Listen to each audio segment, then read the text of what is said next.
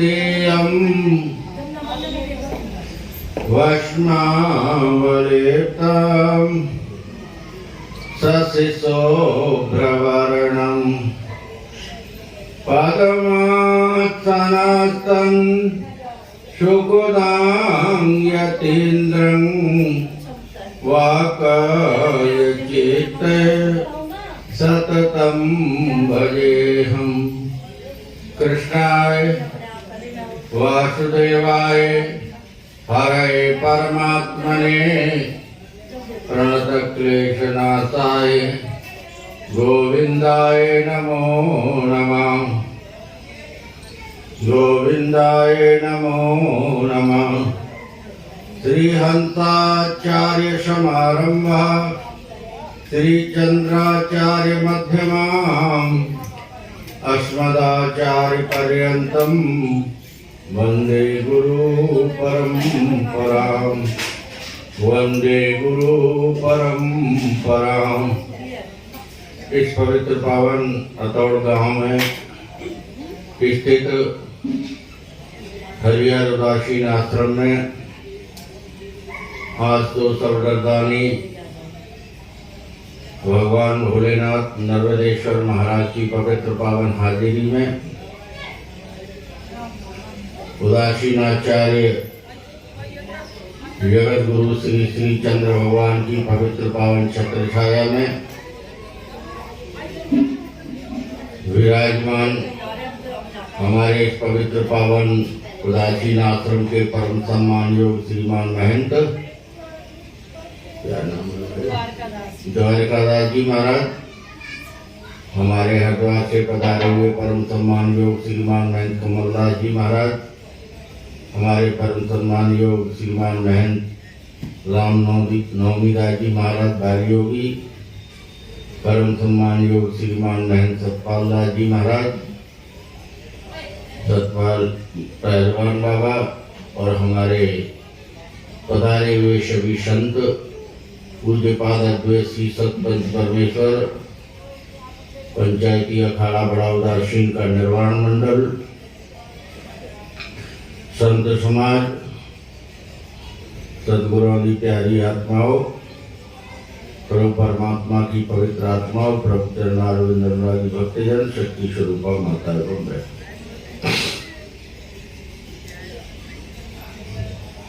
एक संत को बताया करते थे, एक कौवे की कहानी सुनाया करते थे, तो वो कहानी कभी कभी हमको आज के वातावरण में बिल्कुल सटीक लगती है। एक नदी में एक मरा हुआ हाथी बहते हुए जा रहा था। जंगल से नदी गुजरती थी तो उस हाथी को देखा एक कौवे ने। कौवा जा करके उसके ऊपर बैठ गया। थोड़ा बहुत उसका खाया पिया, क्योंकि वो तो मांसाहारी जीव है, और फिर नदी का जल पिया। तो कौवा सोचने लगा ये तो बढ़िया है, चारों तरफ जंगल, अच्छी हवा, खाने को भी है, बैठने को भी है और सैर करने को भी है, तो इसी पर बैठे रहते हैं, कहीं जाने की जरूरत ही नहीं है। और वो बैठा रहा उस पर, जब भूख लगे खा ले, थोड़ा बहुत उड़ ले, जब प्यास लगे पानी पी ले और उसी पे अपना आनंद ले। खूब हवा मिले, खूब अच्छा अच्छा देखने को मिले। धीरे धीरे वो बहते बहते नदी जो है एक दिन समुद्र में मिल गई, और समुद्र में मिल गई तो बड़े जीवों ने भोग लगा लिया। और कौआ को न तो बैठने को रहा, न खाने को रहा। अब जिधर देखता है चारों तरफ जल ही जल दिखाई देता है। इधर उड़ता है, कभी दाएं कभी बाएं, कभी आगे कभी पीछे। अब वो पानी भी नहीं पी सकता, क्योंकि नदी का पानी तो समाप्त हो गया, अब तो खारा पानी है। और वो जल भी नहीं पी सकता, कुछ खाने को भी नहीं है, क्योंकि नीचे देखता है तो बड़े बड़े जीव ताक लगाए बैठे। तो वो जो उसकी मस्ती थी गायब हो गई। अब उसे प्राण रक्षा की पड़ी। उड़ता है लेकिन कहीं उसे किनारा नहीं मिलता। 2-3 दिन तक उड़ता रहता है, थक हार करके उसी समुद्र में गिर जाता है। वो बड़े जीव उसको अपना निवाला बना देते हैं। तो कुछ ऐसी हालत हमारे यहाँ कुछ आत्ममोहित हिंदुओं की है, सनातनियों की है। कोई पद मिल जाए, कोई प्रतिष्ठा मिल जाए, उसी को अपना सब कुछ मानते हैं। उन्हें कोई खबर नहीं है कि दुनिया में क्या हो रहा है। आप बताइए कि अगर किसी, हम लोग कहते हैं, अनेक तरह की लोग बात करते हैं, लेकिन मैं पूछता हूँ कि ऐसा समाज अगर किसी दूसरे समाज का आया होता तो क्या इतने लोग होते हैं? कई जगह होती। हमारे यहाँ तो संतों के पास भी बैठने के लिए लोगों को 10 मिनट का समय नहीं है। फिर चाहते हैं कि हम दुनिया पर राज करेंगे। अपनी अपनी विचारधारा, अपने अपने छोटे छोटे आकांक्षाओं में, छोटी छोटी जातियों में, समुदायों में ऐसे जकड़े हुए हैं कि उससे बाहर आने की इनको होश ही नहीं है। ये नहीं सोचते कि कभी यही पंच, सरपंच, प्रधान अफगानिस्तान में भी हिंदू हुआ करते थे। ऐसे ही पार्टियां वहां भी रही कभी। आज कहाँ गए सब? पाकिस्तान में से कहाँ गए सब? कोई है वहां किसी बड़े पद पर? कोई? बांग्लादेश में कहाँ गए सब? और आत्मोह में ऐसा ग्रसित समाज, उसे जगाना बड़ा मुश्किल काम है। बूढ़ी माताओं के जुल्मे कर दिया कि बाबा जी आए तो जाए कथा सुने। वो भी क्यों कि घर में थोड़ी देर जो है ये टाइम नहीं करेंगे। ये जो है, अब जैसा वातावरण होता है संत वैसी बात करते हैं। 10 लोग हैं या 1000 लोग, हम लोग तो लाल किला पर बड़े बड़े सम्मेलनों में बोले आए, बोलते हैं जा कहते हैं। लेकिन यहाँ सुनने वाले ही गिनती के हों तो बात भी, वाणी भी वैसी ही निकलती है, दोष भी वैसा ही निकलता है। कहने का तात्पर्य तो मेरा ये है, संत भरकर प्रयास कर रहे हैं। कुछ करें संत तो ये साथ खड़े होने को तैयार नहीं, ना करें तो कहते बाबा लोग कुछ करते नहीं। एक महात्मा जो परंपरा से एक बड़ी गद्दी, जो सदियों पुरानी गद्दी है गुरु गोरखनाथ की, उसका महंत है, श्री महंत है। और उस गद्दी को बड़ी मर्यादा पूर्वक चलाते आए हैं वहाँ की परंपरा के संत। आज तक उस गद्दी पे कोई उंगली नहीं की। उस संत को क्या क्या कहा जा रहा है? क्या राजनीतिक विचारधाराएं इतनी गिर जाएंगी कि व्यक्तिगत टिप्पणी और व्यक्तिगत बात छिलम हारेगी, फलाना होगा, ये होगा, वो होगा। संत के लिए एक ऐसी गद्दी जिसके लाखों की संख्या में अनुयायी हैं, जिसने अनेक संस्कृतियों को संजो करके रखा हुआ है। चलो ठीक है, वो मुख्यमंत्री के तौर पर, व्यक्तिगत तौर पर आप उनको कुछ भी कहो, लेकिन संत के जो शरीर है उसका तो सम्मान होना चाहिए कि नहीं होना चाहिए? लोग उसका भी सम्मान नहीं करना चाहते। पद और प्रतिष्ठा के लोभ में इतने अंधे हुए लोग कि अपनी ही संस्कृति और सभ्यता पर उंगली उठाने से बाज नहीं आते। संतों पर भी वो करने से बाज नहीं आते। अब ऐसे लोगों को क्या करोगे? तो ये तो रही आज की मेरी बात। अब हम जो कल आपको कह रहे थे उसी बात पर लौट करके आते हैं कि तीरथ गए एक फल, संत मिले फल 4, सद्गुरु मिले अनेक फल, कहें कबीर विचार। तीर्थ में जाने से हमें फल की प्राप्ति होती है, वो मैंने आपको बताया। संत के मिलने से हमें जीवन में क्षमता आती है। असत्य की जगह सत्य का नाता हमारा जुड़ता है, सत्य से नाता जुड़ता है। और सबसे बड़ी चीज है कि हमारे जीवन में भक्ति का उदय होता है संत के संग से। और सबसे चौथी चीज है कि हमें प्रेम प्रकट होता है संत के संग में बैठने से।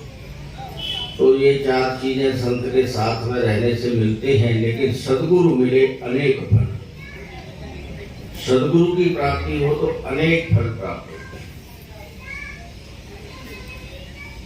सद्गुरु की भूमिका क्या है? सद्गुरु किसे कहते हैं? सद्गुरु उसे नहीं कहते जो कहता है कि मैं भगवान हूं, मुझे मानो, बाकी किसी को न मानो।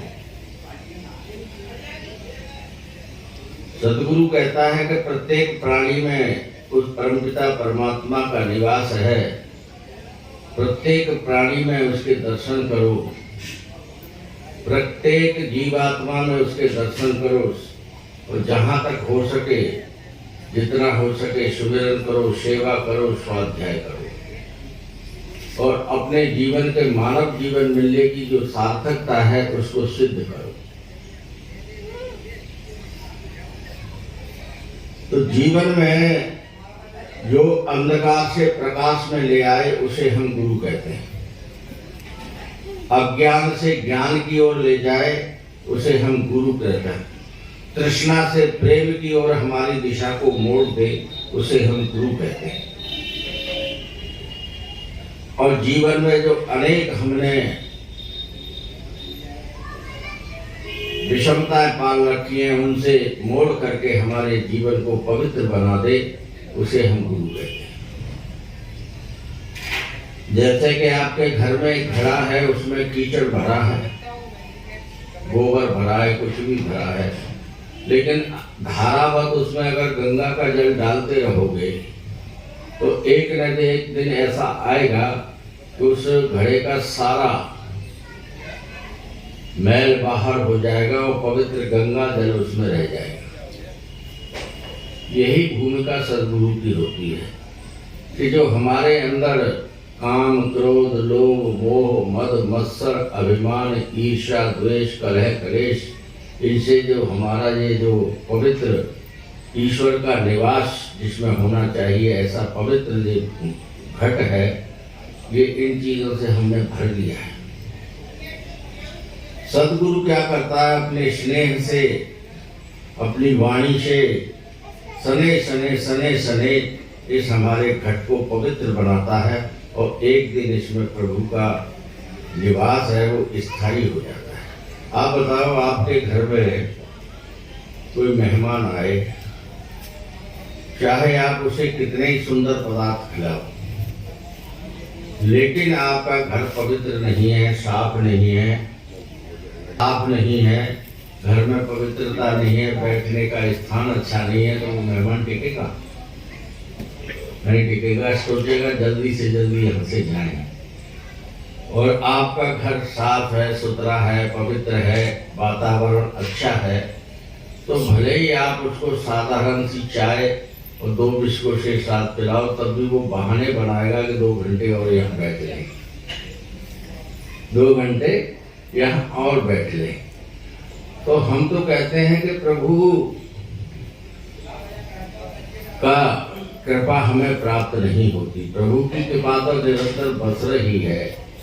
हम वंचित हैं इसलिए कि हमारा घड़ा तो पहले ही भरा हुआ है।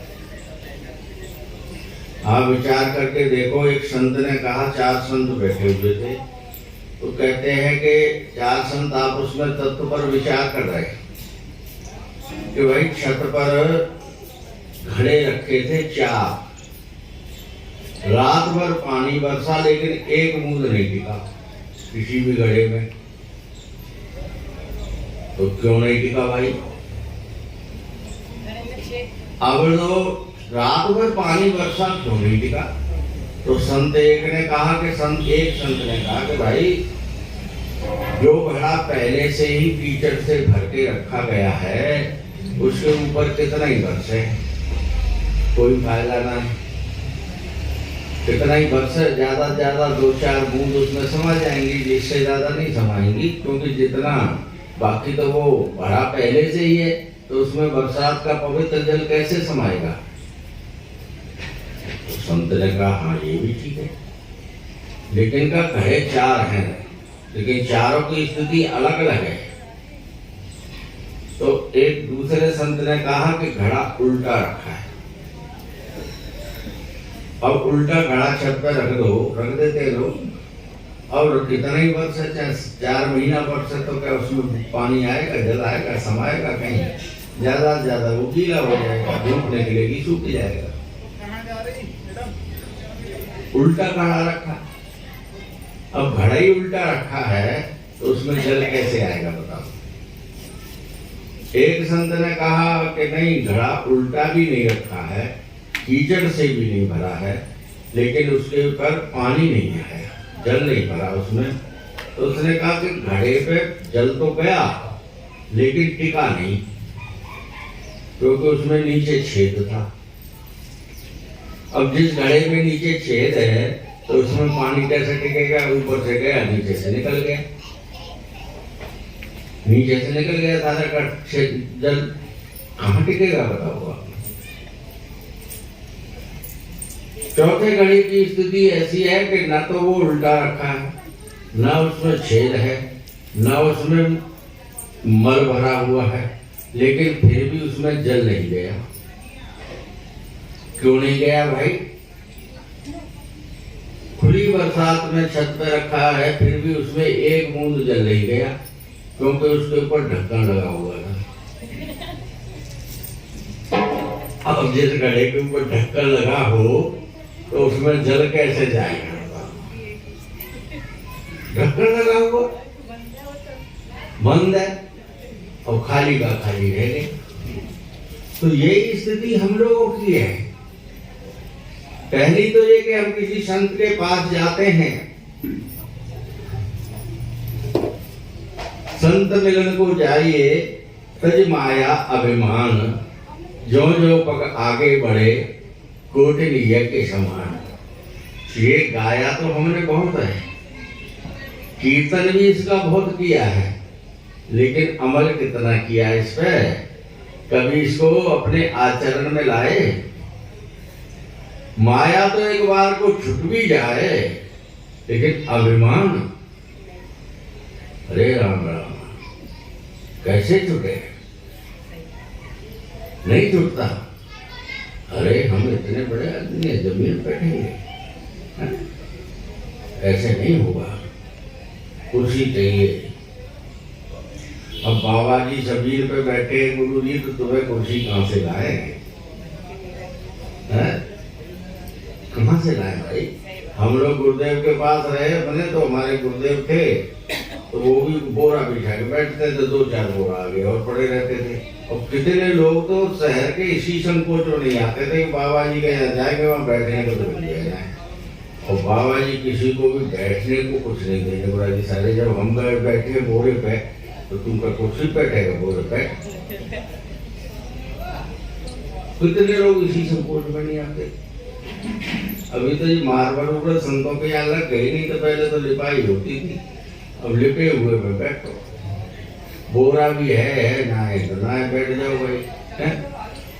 बोरा भी कहाँ इतने होते थे, कोई खाद वाद डाल गया तो डाल गया, कोई महात्मा खरीद के तो लाई देगी। तो अभिमान।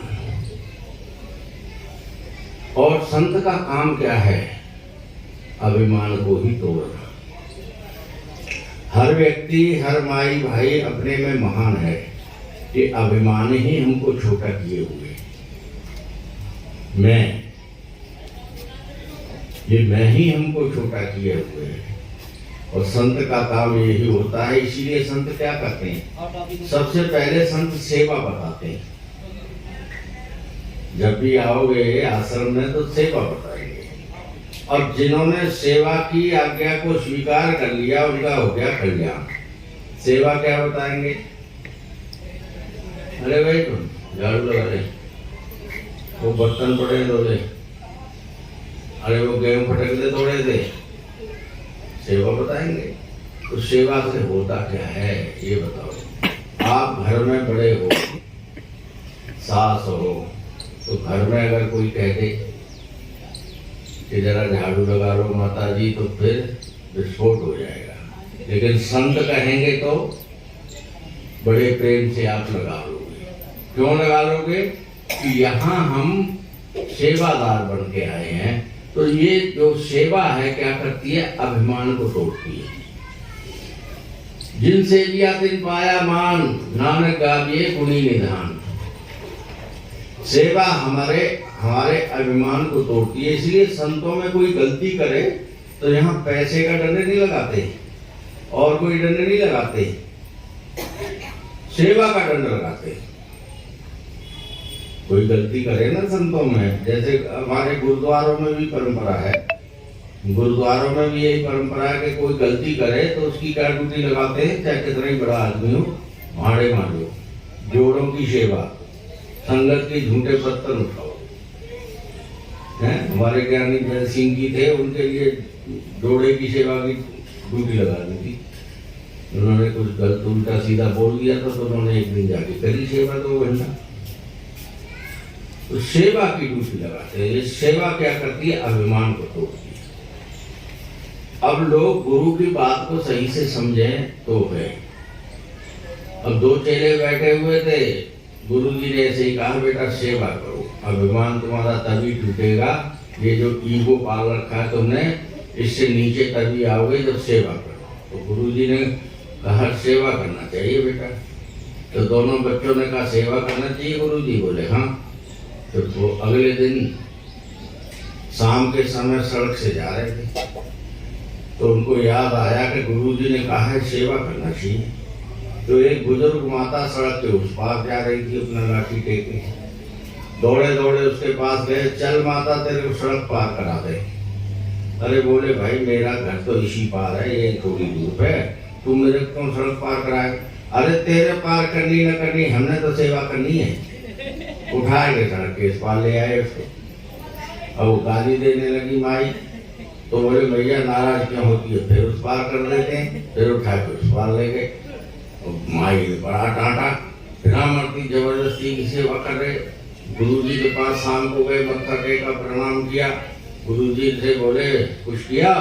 बोले हाँ महाराज सेवा करी, डबल सेवा करी। एक माई को सड़क के इस पार किया, फिर इस पार से उस पार किया। क्यों भाई 2 बार क्यों किया? उस तरफ सड़क पे खुदा हुई थी क्या? नहीं, उसका घर तो उसी पार था, हमें सेवा करनी थी तो हमने उठा के इस तरफ धर दिया, फिर इस तरफ से उस तरफ धर दिया। तो ये कोई सेवा थोड़ी हुई। सेवा वो होती है जो आवश्यकता जहाँ है वहाँ सेवा की है। हम लोग टीवी देखने में समय निकाल देंगे, लेकिन गांव की कोई सेवा कार्य है तो उसमें 10 लोग मिलके नहीं लगेंगे, और ताश पत्ते खेलने में समय निकाल देंगे। लेकिन कोई ऐसा सेवा कार्य है कि चलो पेड़ लगाने हैं, कुछ करना है, उसके लिए हम बहाने मारेंगे, सेवा नहीं, टाइम नहीं। और जो सेवा करना चाहते हैं उनके लिए कोई बहाने नहीं होते। अभी मैं कल देख रहा था पंजाब के चैनल का समाचार कि 8 वर्ष के बच्चे ने एनजीओ चला दिया और 11 वर्ष की उम्र में उसका एनजीओ बड़ी अच्छी चल रहा, 150 बच्चे सुन गए, गरीबों के करना चाहे। 8 वर्ष के बच्चे ने एनजीओ चालू कर दिया। उसने देखा एक दिन के गरीबों के बच्चे वो सड़क पर जो गेहूं गिर जाता है ना, ट्रक रोड जाते हैं चावल, उसको इकट्ठा कर रहे थे। उसने कहा भाई ये भी हमारे जैसे है, लेकिन इनके पास कुछ भी नहीं है, न पैर में जूते हैं, न हाथ में कलम किताब है। और उसने धीरे धीरे 8 बच्चे अपने पिता से जिद करके घर पर ला के रखे। फिर धीरे धीरे काफिला बनता गया, लोग सहायता में आते गए, और पूरा एनजीओ तैयार हो गया। और बच्चे खुशहाल है, पढ़ते हैं, लिखते हैं, और वो भी उनके साथ स्कूल जाता। तो कहने का मतलब कोई संकल्प हम करें, कोई इच्छा, अच्छा काम करने की हमारी इच्छा शक्ति हो, तभी तो हम करेंगे। जब हम अपने घर के ही एक दूसरे की सेवा नहीं कर सकते तो बाहर क्या करेंगे? तो इसलिए गुरु लोग जो करते हैं सेवा करवाने का, हमें इसलिए बताते हैं सेवा करने के लिए कि हमारा अभिमान टूटे। तो पहला घेड़ा क्यों नहीं भरा? क्योंकि ये काम, क्रोध, लोभ, मोह, मद, मत्सर, अभिमान, इन सबसे हमने कूट कूट के भरा है। एक संत तो बिनोद में कहा करते थे, लोगों की हालत ऐसी हो गई है कि बुराइयां गले तक भर गए हैं, हाथों में लिए भरते कांच हो गए, कांच हो गए, ऐसी हालत हो गई है। अब इनसे छुटकारा कैसे मिले? समाधान तो होना चाहिए ना। समस्या गिनाने से कोई बात नहीं बनती है, उसका समाधान होना चाहिए। समाधान इसका क्या है? तो हमारे यहाँ कहा नाम से जुड़ो। संत कहते हैं नाम से जुड़ो। ये बुढ़ापे में नाम से नहीं जुड़ो, बुढ़ापे में नाम से ना जुड़ा जाए। राम राम जपेंगे, पोता याद आ जाए, पता नहीं स्कूल से ना आया, 1.5 घंटा हो गया फालतू में, और वो आते ही झड़केगा। हाँ, घर में सत्संग में यहाँ बैठे हैं और घर में मन। तो कहने का मतलब ये कि ये बचपन से ही, युवानी से ही हमें अभ्यास करना चाहिए। जब सब काम बच्चों को बचपन से हम सिखाते हैं तो सुमिरन भजन बुढ़ापे के लिए क्यों छोड़ देते? बुढ़ापे में ना हो जाए।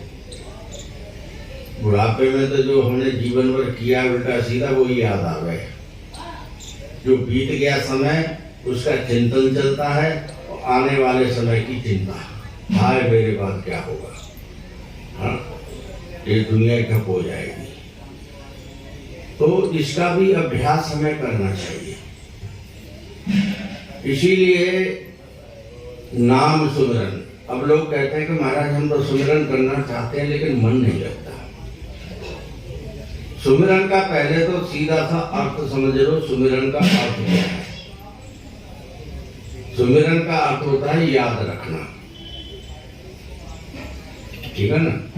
याद रखना। क्या याद रखना है? कि वो परमपिता परमात्मा सर्वदा सदैव हमारे साथ है, ये हमें याद रहे। तो यही सुमिरन है। इसी को याद रखने के लिए हम लोग रट्टा लगाते हैं कि वो याद रहे। अच्छा एक बात बताओ कि कोई भी बालक, कोई भी युवान, कोई भी वृद्ध, कोई भी पत्नी, कोई भी पति, कोई भी माँ, कोई भी बाप, कोई भी बहन, कोई भी भाई, अगर उसका कोई अपना दूर गया है तो क्या वो ये सोचता है कि ये सब काम निपटा लें फिर माला लेके उसे याद करेंगे? ऐसा तो नहीं है ना कि सब काम निपट जाएंगे फिर आसन लगा के बैठेंगे, माला लेके उसे याद करेंगे।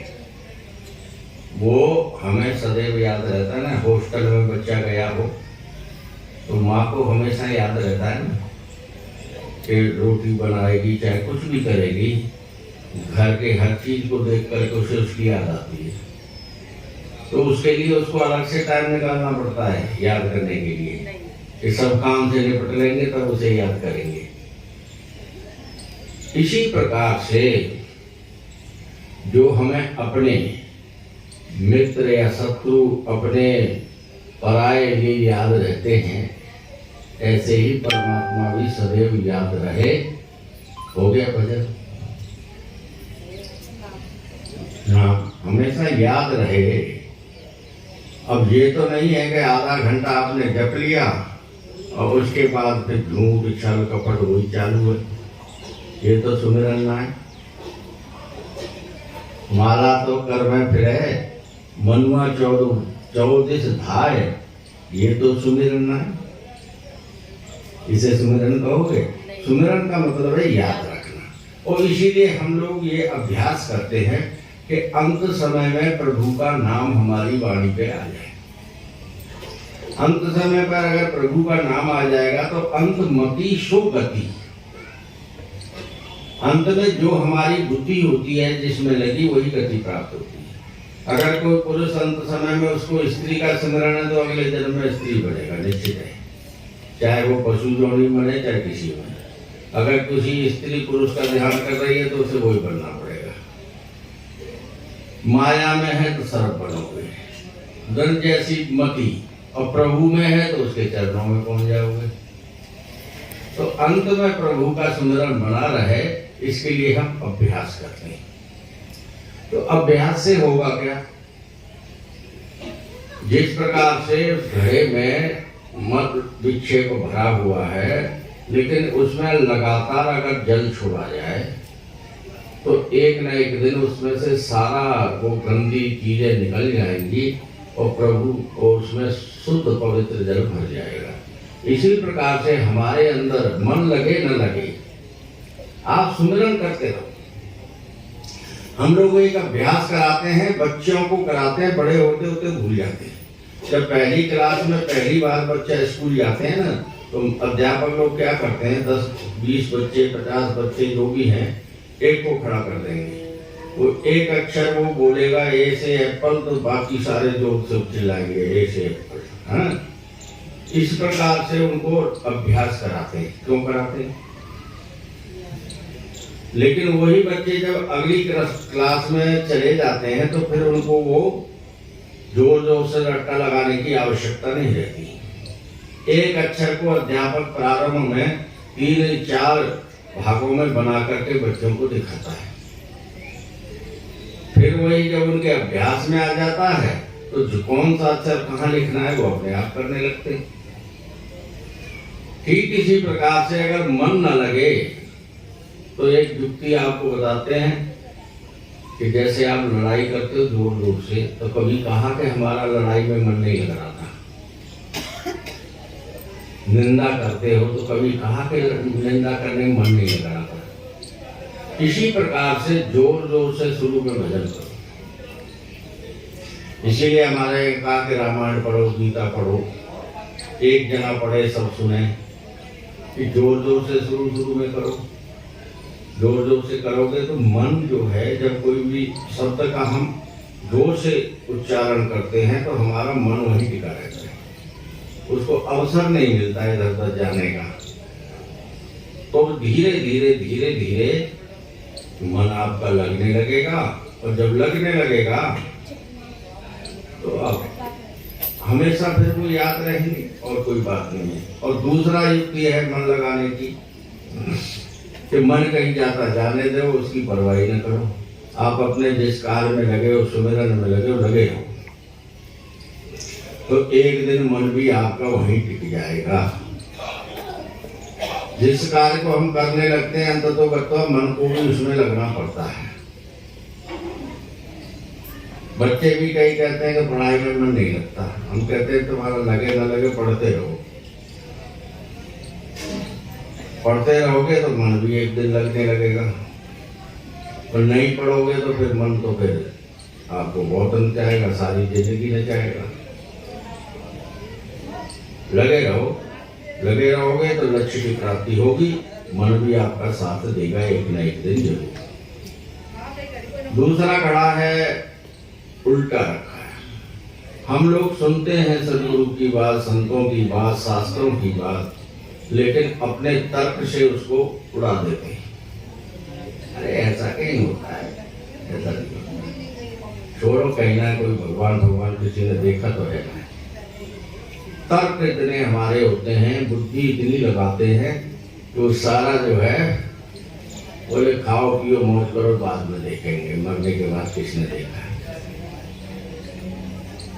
ये खाओ पियो मौज करो वाली जो सोच है ना, ये ज्यादा नहीं चली। एक संत स्टेशन पर बैठे थे, बुजुर्ग थे, संत नहीं गृहस्थ ही थे, बुजुर्ग संत स्टेशन पर बैठे, वो रामायण पढ़ रहे थे, छोटी सी रामायण थी, उनको पढ़ रहे थे।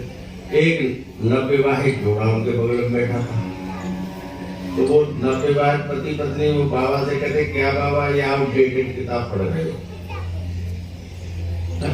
अरे सैकड़ों साल हो गए इसको पढ़ते पढ़ते, क्या करोगे? कुछ नई चीजें पढ़ो, इंडिया टुडे पढ़ो, अखबार पढ़ो, ये नई नई जानकारी मिलेंगी, क्या इसी में लगे रहते हो?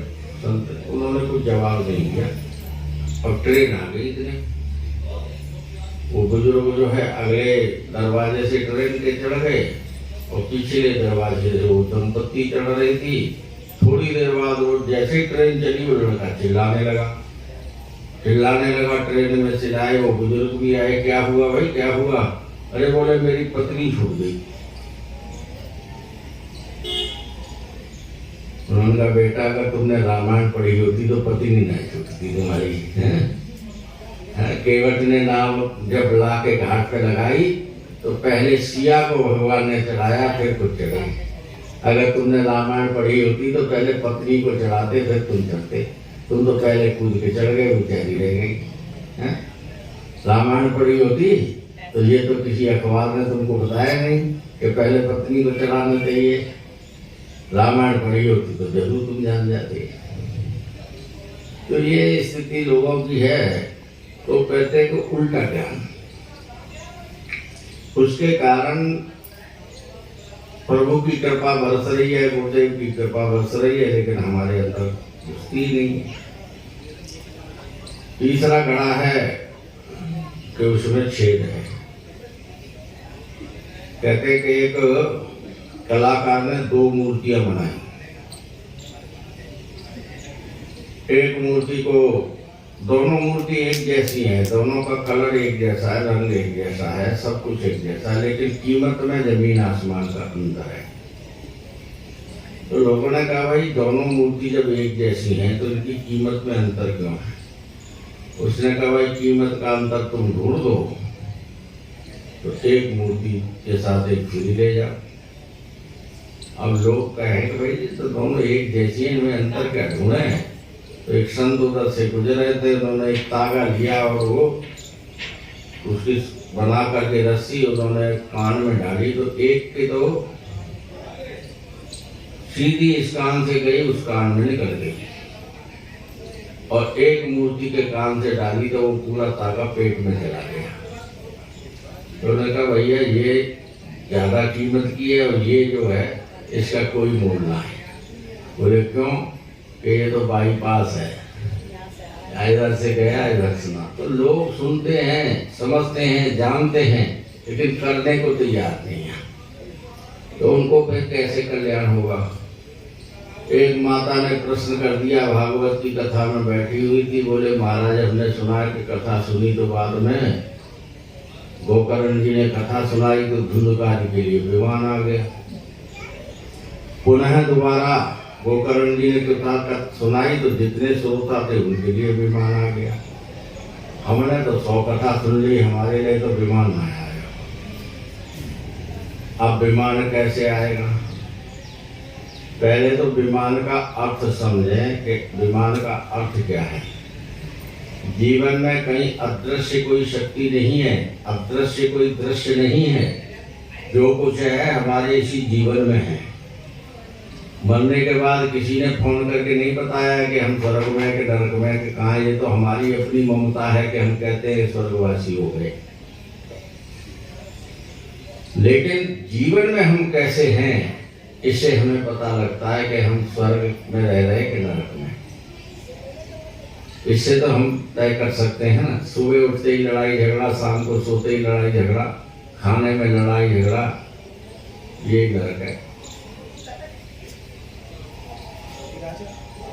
पति पत्नी एक दिन दोनों लड़ रहे, 25 साल हो गए उनके विवाह को, बच्चे भी बड़े हो गए। एक दिन पति कहती है सत्यानाश, पत्नी कहती है सत्यानाश, तेरे रूप का आज पता लगा मेरे को। और पति कहता है तेरा भी रूप आज ही मेरे को पता लगा, तू तो पूरी काली मारी है। 25 साल ऐसे ही धक्के में गुजारती, 25 साल बाद एक दूसरे को कह रहे हैं कि तुम्हारा रूप पता लगा, मेरे को असली रूप आज पता लगा। तो 25 साल ऐसे ही धक्के में गुजारती, ये हालत तो है हम लोगों की। तो कहने का तात्पर्य है कि जो हम सुनते हैं, समझते हैं, उससे हमारे में परिणाम क्या आना चाहिए? जीवन से मान चला जाना चाहिए। विगत मान विमान, मान से रहित हम हो जाएं, यही विमान है। मान किसे कहते हैं? यही मैं। और ये विगत मान हम लोग क्या है, कभी कभी सोचते हैं, कभी आपने सोचा है, एक बालक घर में जन्म लेता है, हम उसकी खुशी मनाते हैं। बेटा हो बेटी हो कोई भी जन्म लेता है, हम उसकी खुशी मनाते हैं, लड्डू बांटते, प्रसाद बांटते हैं। अब ये किस बात की है, जरा तत्वता विचार करके आप अपनी डायरी में लिखना, मुझे बताने की जरूरत नहीं है कि बालक के जन्म लेने की खुशी है कि तुम्हारी तरक्की हो जाने की खुशी है, कि तुम अभी तक स्त्री और पुरुष थे, पति और पत्नी थे, लेकिन जैसे ही बालक ने जन्म लिया तुम्हारी स्टेज ऊंची हो गई, माता और पिता बन गए, बने कि नहीं? अब इसमें आप विचार करके देखिए कि खुशी किस बात की जा रहा है।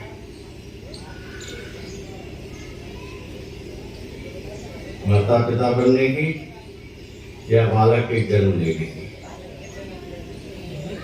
तो इसको थोड़ा विचार कर, अगर बालक के जन्म लेने की खुशी है तो फिर हमें उसके कुशल क्षेम की चिंता भी उसी प्रकार की होना चाहिए जैसा प्रभु ने कहा है।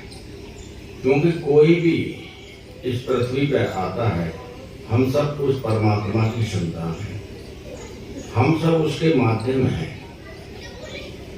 हमारा काम है परमात्मा की ड्यूटी करना, उस भगवान की ड्यूटी कर रहे हैं हम, क्योंकि उसकी इच्छा है एक को अहम चाहे बहुत से हमें, एक से मैं अनेक हो जाऊं, तो उसके परिणाम स्वरूप हम आए दुनिया में।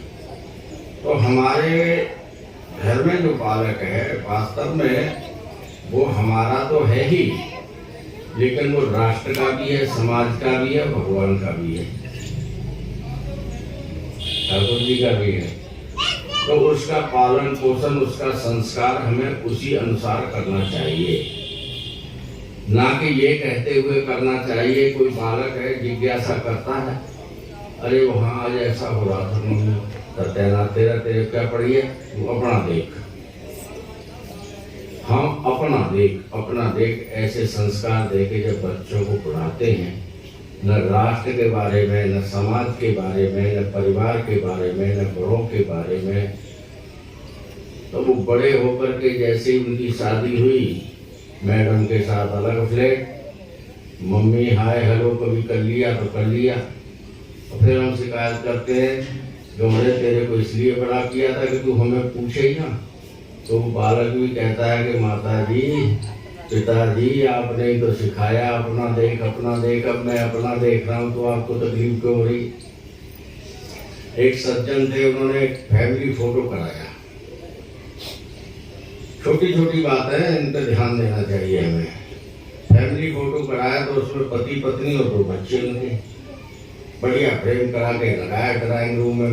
बेटे से बोले देख बेटा ये अपना फैमिली फोटो है, तो उसने कहा अच्छा ये अपनी फैमिली है, तो इसमें दादा दादी नहीं है। नहीं वो दादा दादी थोड़ी, ये तो अपनी हम माता पिता तो हमारे बच्चे। अच्छा तो इसका मतलब ये हुआ कि जैसे ही मेरी विवाह होगा तो मैं आपको आउट कर दूंगा, जैसे ही मेरा विवाह होगा तो मेरी फैमिली अलग हो जाएगी, आप आउट। अरे ऐसा क्यों बोलता है, अरे आपने दादा दादी को आउट कर दिया। उन्होंने कहा भाई ये फोटो उतारो, अगला खींचेगा। दादा दादी को भी बढ़िया से माता पिता को सजा करके फिर फोटो खिंचाया, तो वो फिर फोटो लगाया। बोले अब ये अपनी फैमिली पूरी हुई। बोले जो हम कर रहे हैं वो तो ये बच्चे भी सीखेंगे, जो हम करेंगे वही बच्चे सीखेंगे। जैसे संस्कार हमारे हैं, जिस परिवार में बुजुर्गों की सेवा होती है आगे बच्चे भी वैसा ही करते हैं, और जिनमें नहीं होती तो वो आशा न रखें, वो की बात है। हाँ कोई निकल जाए धर्मात्मा, वो बात अलग है। संस्कार उसके कहीं मिल जाए संत सदगुरुदेव से या कुछ अपने कारणों से, वो बात अलग है। तो ये चीजें हमें देखनी चाहिए।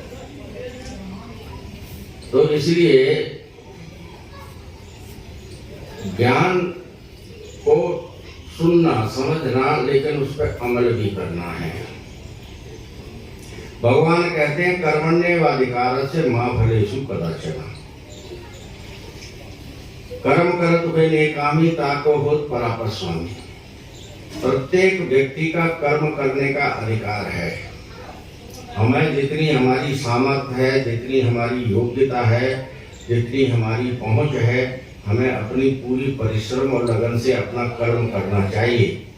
लेकिन फल की इच्छा रख के कर्म मत करो, नहीं तो उससे दुख की प्राप्ति होती है। फल तो अपने आप मिलेगा। फल की इच्छा से कर्म करो या न करो, आप जो आपको मिल रहा है, आपने फसल बीजी है, जितनी होनी है वो तो होगी। अब उसमें आप अपने को बंधन में बांध रहे कि 100 कुंटल होगी, वो हुई 80, तो व्यर्थ में ही 20 कुंटल का नुकसान और दुख जो है आपको होता है। वो जो होना है वही होगा। तो इसलिए भगवान ने अर्जुन से कहा कि अर्जुन, कर्म करना तुम्हारा अधिकार है, फल देना मेरा काम है। नहीं तो ये दुनिया में कैसे ऐसा संभव है कि एक व्यक्ति 4 फाइलों पे साइन करता है और वो जो है बहुत ऊंची स्थिति में रहता है। एक व्यक्ति 8 घंटे कठिन परिश्रम करता है, लेकिन वो शाम की रोटी मुश्किल से जुटा पाता है। अब इसमें हम कैसे तय करेंगे? क्या हमारे पास ऐसा, एक ही पिता के 2 भाई होते हैं, एक IAS बन जाता है, IPS बन जाता है, एक चपरासी भी नहीं बन पाता, तो क्या पिता ने उन दोनों बच्चों के साथ भेद किया? पिता ने तो भेद नहीं किया, अपना बेटी के साथ किया तो बेटे के साथ किया, सबको पढ़ाया लिखाया, सबको संस्कार दिए, सबको एक जैसा परिवेश दिया, लेकिन उनका अपना कर्तव्य, अपना कर्म और उनका अपना प्रारब्ध उसे कोई नहीं बदल सकता। उसे हम भाग्य विधाता किसी के नहीं बन सकते। तो इन चीजों को सोच करके ही जीवन में व्यवहार करना चाहिए। सब चीजों के लिए जब अच्छा मेरा और खराब हो गया तो भगवान। हम लोगों की मानसिकता क्या है? अभिमान के कारण हम कहते हैं अच्छा किया तो मैंने किया, बुरा हो गया तो बहाने ढूंढते, गलत हो गया तो बहाने ढूंढते, घाटा लग गया तो बहाने ढूंढते। बोलो हमारा दोस्त था, वो धोखा कर गया, वो रिश्तेदार था उसने झूठ बोला, वो हमारा ऑफिस का पार्टनर था वो गलत था, वो उसने ये मास्टर जी ने ठीक से नहीं पढ़ाया, नंबर इसलिए नहीं आया, ट्यूशन वाले ने नहीं ठीक से पढ़ाया, ये नहीं कहते हम ठीक से नहीं पढ़े, है तरह के बहाने ढूंढेंगे और सफल हो गए तो मैंने किया। अगर कोई बहाना नहीं मिला तो क्या करें? कहेंगे अरे क्या करें, अपने तो घोड़े ही पीछे पड़ा है, भगवान ही पीछे पड़ा है, लगता है हमारा कोई काम सफल होने ही नहीं देगा। नहीं, भगवान का और कोई काम धंधा नहीं है ना, तुम्हारे पीछे पड़ने का काम है, उनका डंडा लेके, और तो कोई है नहीं, आपके पीछे पड़ेंगे। तो ये चीजें जो है केवल अभिमान के कारण जन्म लेती हैं। तो इसलिए अब चौथा गड़ा है, वो कैसा है? अब ढक्कन लगा है तो क्या करोगे?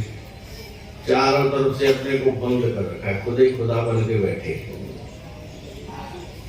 अब जिन्होंने खुद को अपने को इतना सेल्फ डिफेंस कर रखा हो, कितने दिव्यात्मा ऐसे होते हैं ना, वो किसी की सुने ना किसी को कुछ कहें, सेल्फ डिफेंस इतने, वो खुद ही खुदा बन के बैठे हैं, अनेक कष्ट भोगते रहते हैं। अभी एक दंपत्ति थी महाराज, बड़े ऊंचे पद से वो रिटायर हुए, बड़ी ऊंची उनको पेंशन मिलती, लेकिन स्थिति ऐसी कि उनको किसी पर भरोसा नहीं। घर में ये हालत के बड़े बड़े कीमती सोफे उन पर एक फुट धूल जम गई, किचन में बुरी हालत, बाहर से जाके ब्रेड ले आवे, चाय ले आवे, दोनों पति बेटा बाप बेटी दोनों खा रहे। मानसिक स्थिति ऐसी, सेल्फ किसी को घुसने न देगा, ये हाल। एनजीओ एक जो है बड़े प्रयासों से उनको बड़ी मुश्किल से उस घर से निकाल के अपने एनजीओ में लाए, उनका इलाज किया, स्वस्थ किया, उनका घर स्वच्छ किया। 2 साल निरंतर इलाज के बाद वो उन्हें स्थिति में आए, तो उनको लगा कि दुनिया भी कुछ है हमारे अलावा, दुनिया भी कुछ है हमारे अलावा, लोग भी हैं। इतना सेल्फ डिफेंस हो जाना कि किसी से कोई मतलब ही नहीं रखना। अरे संसार में कुछ भी आप बने हो तो अकेले बल पे हम कुछ नहीं बनते। मैं बार बार इस बात को कहता हूँ कि अकेले बल से हम कुछ नहीं बन सकते। उसमें समाज का योगदान होता है, परिवार का योगदान होता है, राष्ट्र का योगदान होता है, और प्रत्येक ये चीज जो हमें दिखाई दे रही है, इन सबका कहीं ना कहीं हमारे जीवन को बनाने में योगदान है। पर्यावरण से लेकर के आज अच्छे स्कूल न होते तो हम कहाँ पढ़ते बताइए। और उन स्कूलों में विद्यालय में पढ़ाने वाले अध्यापक, उनको किसी ने न पढ़ाया होता तो हम कहाँ पढ़ते। उनकी तनख्वाह की, सैलरी की, मैनेजमेंट की, उन विद्यालयों की व्यवस्था किसी ने न की होती तो हम कहाँ जाते। तो राष्ट्र से लेके समाज और परिवार, माता पिता ने हमें स्कूल में भेजा होता तो क्या कर लेते।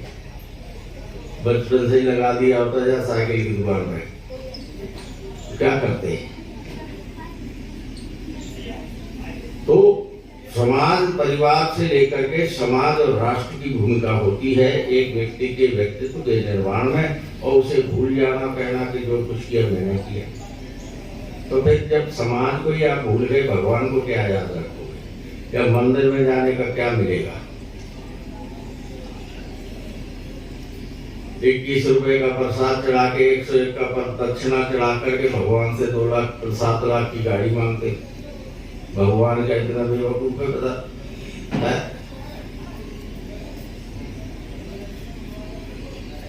लिफ्ट करा दे। अरे लिफ्ट तो आप हो गए अपने पुरुषार्थ से, लेकिन ईश्वर का आशीर्वाद होता है, ये हमें आत्मबल बढ़ाता है। भगवान का सुमिरन है। अध्यात्म जीवन में हमारे क्या लाता है? अध्यात्म से हमारे जीवन में आत्मबल बढ़ता है, और जिसका आत्मबल ऊंचा है वो जीवन में कुछ भी पा सकता है, उसके लिए कुछ भी अधेय नहीं है। तो ये गुरुदेव की कृपा। तो ये 4 चीजें मैंने आपको बताई। सदगुरु के मिलने से क्या प्राप्त होता है? हम लोग एक श्लोक बोलते हैं, गुरु ब्रह्मा गुरु विष्णु गुरुदेवो महेश्वरा गुरु साक्षात परब्रह्म तस्मै श्री गुरुवे नमः। इस श्लोक का कभी अर्थ लगाए। गुरु ब्रह्मा है, गुरु विष्णु है, गुरु ब्रह्मा गुरु विष्णु गुरुदेवो महेश्वरा, गुरुदेवों के देव महेश्वर है, गुरु साक्षात परब्रह्म तस्मै श्री गुरुवे नमः। इन दोनों की जो परम सत्ता है, जिसे हम ब्रोसोन कहते हैं विज्ञान की भाषा में, वो भी जो है वो गुरुदेव ही है। ऐसा क्यों है? बहुत प्राचीन काल की एक कथा है, कहानी कथा है, और ये कथाएं भी हमें शिक्षा देती हैं। बहुत ही प्राचीन काल की कथा है कि एक गुरुदेव थे, जंगल में उनका आश्रम था, उसमें गौशाला थी, संत थी, शाला थी, अतिथियों के लिए विश्राम का जगह थी, भोजन की व्यवस्था थी, और गुरुकुल था। सारी व्यवस्थाएं उस आश्रम में थी। पहले संतों के जो ऋषियों के आश्रम होते थे, ये विद्यालय वगैरह चलाना उन्हीं की ड्यूटी थी, विज्ञानशाला, प्रयोगशाला। आज हमको हमारे ऋषियों के बारे में बताया कहाँ गया?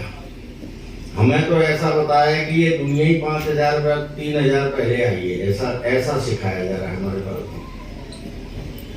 अरे हमारे भारद्वाज ऋषि हुए कब? राम जी उनसे मिले प्रयागराज में। भारद्वाज ऋषि, राम जी उनके यहाँ रहे। भारद्वाज ऋषि वैमानिकी के महान वैज्ञानिक थे, और उनके लिखे ग्रंथ आज भी मौजूद हैं। हमें पढ़ने की उनकी फुर्सत क्या, विदेशी पढ़ते हैं और नए नए आविष्कार कर रहे हैं। हम लोग समझते हैं ये बाहर से आ रहे हैं, क्योंकि ना तो हमें अपनी संस्कृति पे गौरव रहा, न अपने संस्कारों पे गौरव रहा, न अपने ऋषियों पे गौरव रहा। क्योंकि गुलाम रहे 1000 वर्ष, तो हमें पढ़ाया ही लिखाया ऐसा गया कि अपने पूर्वजों के बारे में कुछ बताया नहीं गया, ना बताने को तैयार है अपने बालकों को। आपको मालूम है सृष्टि के प्रारंभ में कर्दम ऋषि का विवाह महाराज मनु की पुत्री से हुआ, देवहूति से। कर्दम ऋषि स्वयं लेकर के अपनी पुत्री को कर्दम ऋषि के आश्रम पे आए। भगवान ने कहा था कर्दम ऋषि से कि कर्दम तुम विवाह करो तो मैं तुम्हारा बेटा बनूंगा। तो कर्दम जी तो भूल गए, भगवान से सतवचन कह दिया। अपनी तपस्या में रहते थे जंगल में। मनु महाराज अपनी पुत्री को लेकर के वहां आए, देवहूति को, और कर्दम ऋषि के साथ उनका विवाह करके और वहीं पुत्री को छोड़ करके चले गए। जंगल। अब कर्दम ऋषि तो फिर ध्यान में बैठ गए, उनको पता ही नहीं लगा कब शादी हुई, वर्षों बीत गए। अब देवहूति विधि उनकी सेवा करती रही, समय पर भोजन, समय पर जल, समय पर सब कुछ। वर्षों जब बीत गए तो एक दिन उनकी समाधि टूटी। समाधि क्या, रिसर्च करते थे उस समय के ऋषि सब, अनुसंधान करते थे। अनुसंधान में इतने लीन हो जाते थे कि हमारे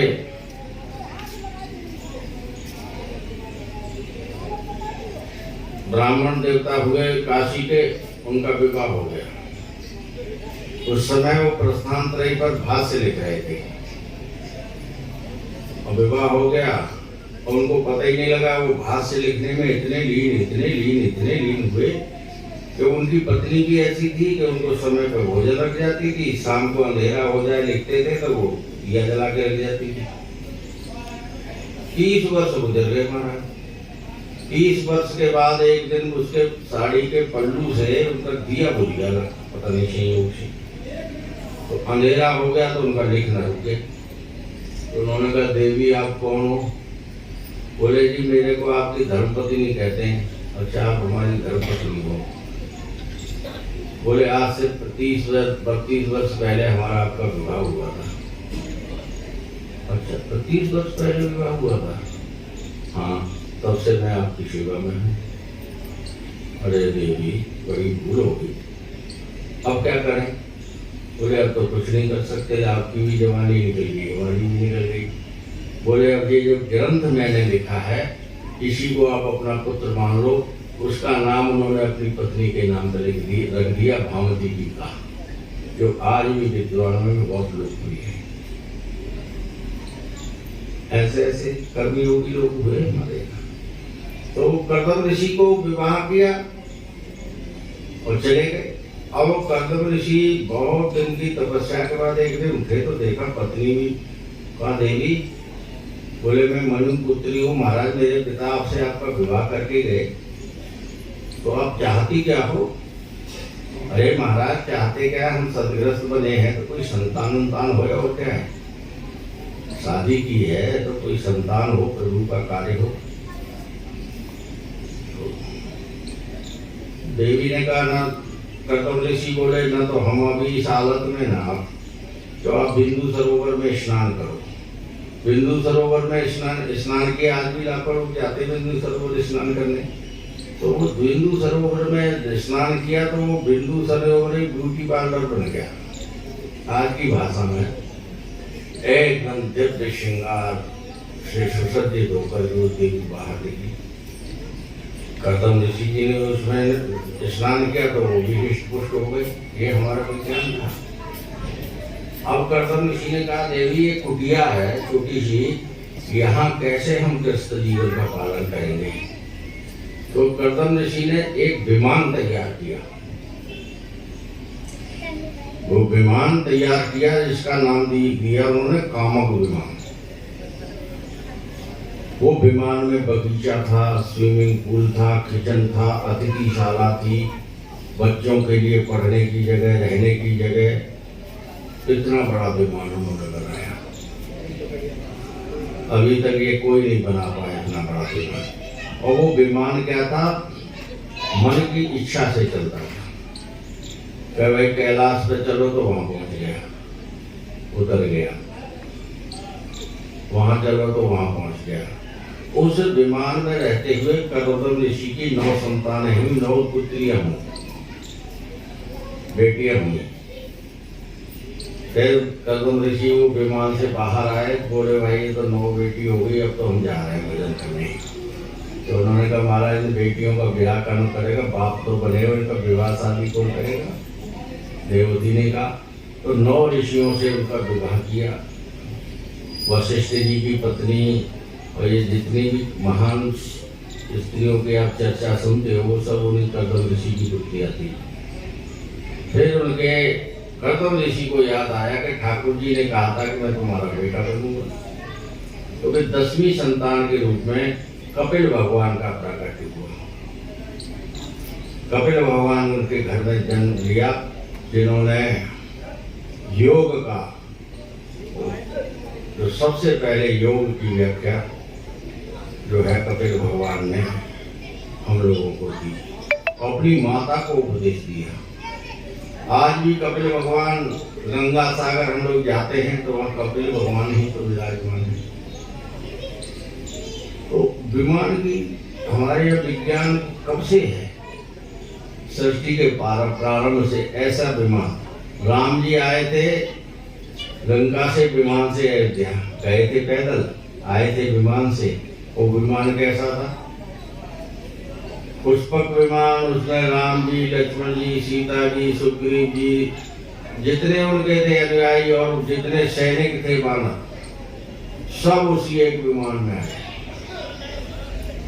और वो विमान भी कैसा कि रास्ते में राम जी बताते आ रहे सबको, देखो यहाँ पे हम इतने दिन रहे, यहाँ इस ऋषि से मिले, यहाँ पे हमने गंगा पार की, केवट से संवाद हुआ, सारी चीजें उनको दिखाते हुए आ रहे। यानी इतनी मंतर गति से वो विमान चलते हुए आया। तो ये हमारी बहुत प्राचीन, हम अपने ऋषियों के बारे में भूल गए, हमें बताया नहीं गया बच्चों। अनेक ऋषि हुए, भरद्वाज ऋषि हुए, तो वो संत रहते थे जंगल में, संत जंगल में भजन करते थे। अब संत तो भूत भविष्य वर्तमान सबका जानते हैं। तो संत ने एक दिन बुलाया अपने सारे चेलों को, सैकड़ों की संख्या में उनके शिष्य थे, तो सब शिष्यों को बिठाया और संत जी ने कहा, भाई देखो अभी तक मेरा सामान्य प्रारब्ध चल रहा था, लेकिन अब मेरा यहाँ से बुरा प्रारब्ध शुरू होगा। अच्छा बुरा दोनों तरह का प्रारब्ध होता है, हर एक के जीवन में आता है। तो संत जी ने कहा, चेलों ने कहा, महाराज अब क्या होगा? बोले, भाई देखो ऐसा है, अब मेरा बुरा प्रारब्ध शुरू होने वाला है, मैं कुछ दिन के बाद अंधा हो जाऊंगा, आंख से दिखाई नहीं देगा, मुझे आंख से दिखाई नहीं देगा। तो ऐसा करो कि भाई तुम कल को कहो कि हमारे गुरुजी अंधे हो गए और तुम्हें कोई पश्चाताप हो, कोई तकलीफ हो, तो जिसको जाना है अभी चले जाओ, मेरी तरफ से छूट है।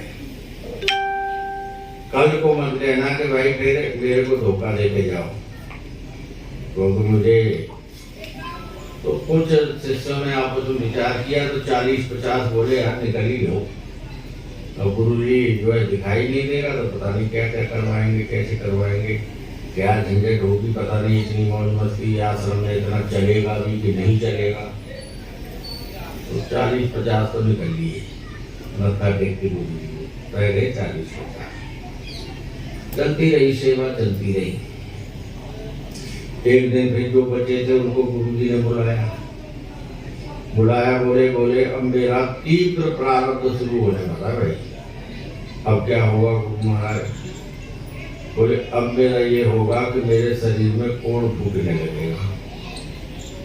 तो भाई कोड़ी के चेले कहलाओ, उससे पहले जिसको जाना है जाओ। तो फिर उसमें से विचार किया तो 10-12 रह गए, बाकी सब निकल गए। अब वो 10-12 रह गए, बोले चलो गुरुजी है, कैसे भी हैं, सेवा करेंगे। तो 10-12 रह गए। फिर कुछ समय के पश्चात एक दिन गुरु ने बुलाया, बोले आओ भाई बैठो। बोले अब गुरुजी अच्छा प्रारब्ध शुरू होने वाला है आपका? बोले नहीं, अब तक तीव्र प्रारब्ध मेरा शुरू होगा, इससे भी बुरा। बोले अब क्या होगा गुरु महाराज? बोले मेरी उंगलियां करके गिरने लगेंगी, खांसी होगी, सांस उतर जाएगी, उठना बैठना मुश्किल हो जाएगा, मलमूत्र जहाँ हूँ वहीं त्यागूंगा, बड़ी बुरी हालत होने वाली है।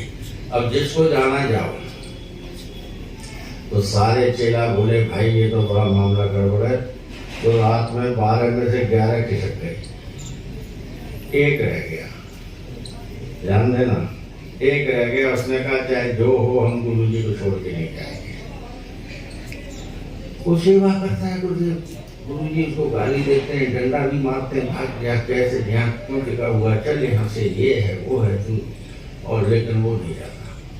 हर प्रकार से गुरुदेव की सेवा करता है। उनके घावों पे पट्टियाँ बांधता है, उनको शौच कराता है, उनको स्नान कराता है, बार बार उनके वस्त्र बदलता है, भोजन कराता है, जो भी उससे हो सकता है। रात दिन उनके पास बैठा रहता है, हर एक समय सेवा में, निरंतर सेवा में लगा है। सेवा में लगते लगते उसको खुद ग्रस्तकाय हो गया, शरीर उसका बहुत कमजोर हो गया, लेकिन सेवा गुरुदेव की नहीं छोड़ी।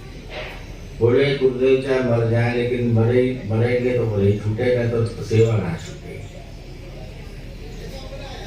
तो तीनों देव जो है बड़े प्रसन्न हुए। उन्होंने कहा भाई ऐसा भी कोई गुरु भक्त हो सकता है। तो तीनों देव एक दिन बोले चलो इस गुरु भक्त पे कृपा करते हैं। तो ब्रह्मा विष्णु महेश तीनों देव वहां प्रकट हो गए, आश्रम में पहुंचे, फेरा मिला, नमस्कार किया, प्रणाम किया। बोले ऐसा है तुमने अपने गुरुदेव की बहुत सेवा की है, हम लोग अत्यंत प्रसन्न हैं तुमसे, बहुत खुश हैं, मांग लो जो मांगना है। अरे उन्होंने कहा हम कौन होते मांगने वाले, हम तो गुरु जी के सेवादार हैं। सेवादार को कोई अधिकार नहीं होता मांगने उंगने का। अगर आपको कुछ देना है, लेना है, जो भी करना है, हमारे गुरुदेव से बात करो। हमको कुछ नहीं, हम तो गुरु जी के सेवादार हैं, सेवक हैं। हमें कुछ नहीं चाहिए, ना कुछ लेना है ना देना है, हम तो अपने गुरु महाराज की सेवा में हैं। अगर कोई भी आपको बात करनी है तो हमारे गुरु जी से करो। उसने प्रणाम भी नहीं किया। अब तीनों गुरुदेव बोले अपने गुरुदेव के पास ले चलो। तो जैसे ही तीनों पहुंचे तो गुरुदेव भी एकदम स्वस्थ हो गए, सारे क्लेशों से मुक्त हो गए।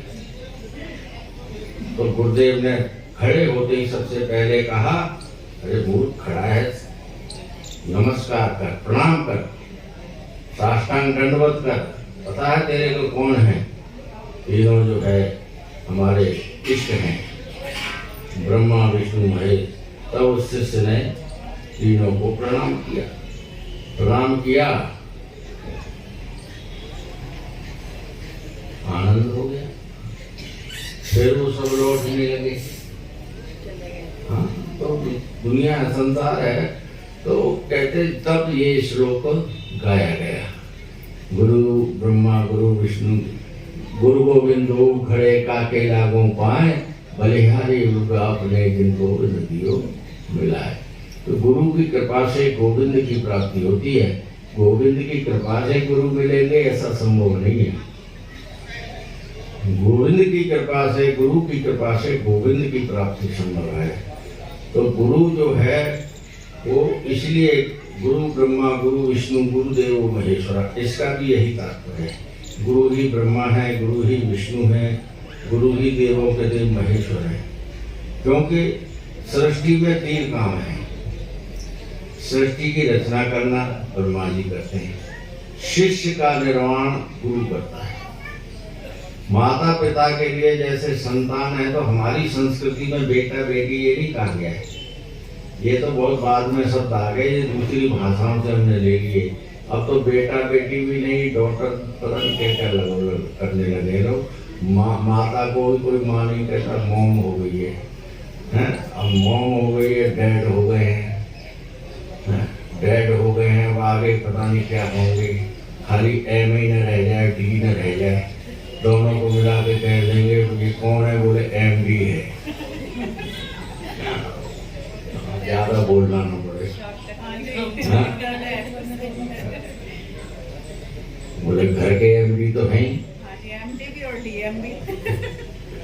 तो इस तरीके से, लेकिन ये जो है बड़ी, हमारे यहाँ संतान को कहा गया आत्मज।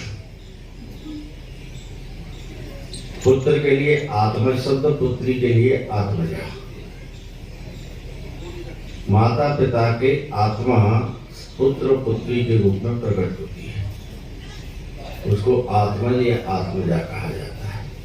और शिष्य के लिए कहा गया परमात्मज।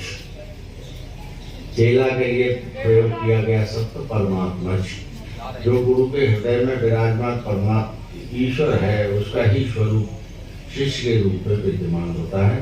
क्योंकि कोई भी गुरु शिष्य नहीं बनाता, गुरु में और सोने में, पारस में और गुरु में यही अंतर है। पारस छुएगा लोहे को तो सोना बना देगा, लेकिन पारस नहीं बना सकता, खुद जैसा नहीं बना सकता। लेकिन संत के संपर्क में जो भी आएगा वो उसे अपने जैसा बना देगा। अपने जैसे बनाने का मतलब ये नहीं है कि सब छोड़ छाड़ के यहाँ बैठे जाओ। अपने जैसे का मतलब है आपकी प्रवृत्ति वैसी हो जाए। संत नाम है वृत्ति का, किसी वेशभूषा का नाम नहीं। ये वेशभूषा तो हमारे पूर्व जैसे ही पहनते थे, हम लोगों ने उसको अपनाया हुआ, आप लोगों ने छोड़ दिए। हम लोगों ने, आप लोगों ने विदेशी अपना लिया। अब 8 महीने कोट पैंट टाई पहनना उनकी मजबूरी। वहां ठंडा देश है, लेकिन वो इस देश में राज कर गए 300 वर्ष, लेकिन उन्होंने यहाँ भी कोट पैंट टाई नहीं छोड़ा। लेकिन उनकी नकल करके हमने अपनी पोशाकें छोड़ दी। हमारी मजबूरी नहीं है। हमारे यहाँ 6 ऋतु होती हैं, लेकिन हम गर्मी में भी कोट पैंट टाई पहने टाटे के जो है पार्टियों में जाएंगे, शादी में जाए, भले ही पसीना 1.5 किलो निकल जाए। हाँ? यहाँ कोट पैंट टाई की जरूरत है। वहाँ सर्दी में उनको अपने शरीर को गर्म रखने के लिए टाइट वस्त्रों की जरूरत है। हम अपने शरीर में अगर टाइट कपड़े रखेंगे तो उसके दुष्परिणाम आते हैं। पहला दुष्परिणाम क्रोध के रूप में, दूसरा काम के रूप में, तीसरा लड़ाई झगड़े के रूप में। ये जो आज हो रहा है ना, युवा में इतना क्रोध है, इसका परिणाम ही यही है। ढीले कपड़े धारण करना चाहिए लोगों को। इसीलिए हमारे पूर्वजों ने अपनाए थे। माता बहनों के लिए लहंगा, साड़ी, धोती। आज भी दुनिया में कोई भी जितने डिजाइन आ गए हों बेटा बेटी महिलाओं के लिए, लेकिन साड़ी के मुकाबले कोई नहीं है। फैशन में साड़ी के मुकाबले पे आज भी कोई नहीं है। बढ़िया से साड़ी और पूरा श्रृंगार पहन के माता बैठ के कोई निकलती है तो साक्षात देवी स्वरूप लगती, उसको प्रणाम कर लो, ऐसा जो है अंदर से भाव। साड़ी का मुकाबला आज भी कोई फैशन नहीं कर सका है। अनेक तरह से उसको पहना जाता है और महंगी भी है। ऐसा नहीं है कि साड़ी जो है 300 की मिलती है और 3 लाख की भी मिलती है, 30 लाख की भी मिलती है। महंगी से महंगी भी है। तो हमारे पोशाक को किसी से पीछे थोड़ी है, लेकिन हमने खुद ही क्या किया, दूसरों की नकल कर करके। तो इसलिए ये गुरु की जो महिमा है वो अनेक प्रकार के हमें जीवन में मिल देती है। और जीवन में हमें गुरु जरूर धारण करना चाहिए। हमारी भारतीय संस्कृति में ये विचार रहा कि जैसे ही बालक पानी देने लायक हो जाए, जल देने लायक, यानी जल कोई कहे कि बच्चा जल ले आ रहे गिलास, वो ला के दे दे, इस स्टेज में पहुंच जाए तो उसको गुरु मंत्र जरूर लाना चाहिए। लेकिन हम लोग इस बात को भूल ही गए। एक आधार होता है, मनोबल बढ़ता है बालकों का उससे, गुरु मंत्र से। और एक आधार होता है, कहीं भी तकलीफ है, कोई भी उनको भय है, कोई भी संकोच है, तो गुरु मंत्र का जाप करेंगे तो अंदर से उनको मनोबल बढ़ेगा और उस समस्या का समाधान वो पूरी मजबूती से कर सकेंगे। पूरी मजबूती से करेंगे, पक्की गारंटी है। गुरु मंत्र में वो शक्ति होती है और कभी भी रास्ते से भटकेंगे नहीं। हम लोगों को बचपन में सिखाया गया, हम लोग भी पढ़े, दिल्ली में पढ़े, कोई ऐसे थोड़ी गुरु मंडली में शामिल ऐसे ही हो गए। लेकिन साथ ही हम लोगों को ये बताया गया कि बेटा कुछ भी करो, गीता रखो छोटी सी अपने पास जरूर, बस्ते में रखो, घर में रखो, अपनी जेब में रखो। तो हम कहते थे बचपन में अपने बुजुर्गों से कि गीता रखने से होगा क्या? बोले जब मौका मिले पढ़ लो थोड़ी हो, लेकिन एक चीज अवश्य होगी कि गीता रखोगे तो तुम कभी भी कुमार पर पद नहीं रखोगे, गलत रास्ते पे तुम्हारा पैर नहीं जाएगा, ये गारंटी है। रख के तो देखो, गीता रखो, छोटी पॉकेट गीता जेब में रखना चाहिए। मोबाइल के लिए जेब बनाते हो, दुनिया भर का कचरा हमारे बालकों के दिमाग में भर रहा है। तो एक गीता भी रख के देखो, कभी समय मिला तो एक दो श्लोक पढ़ लिया।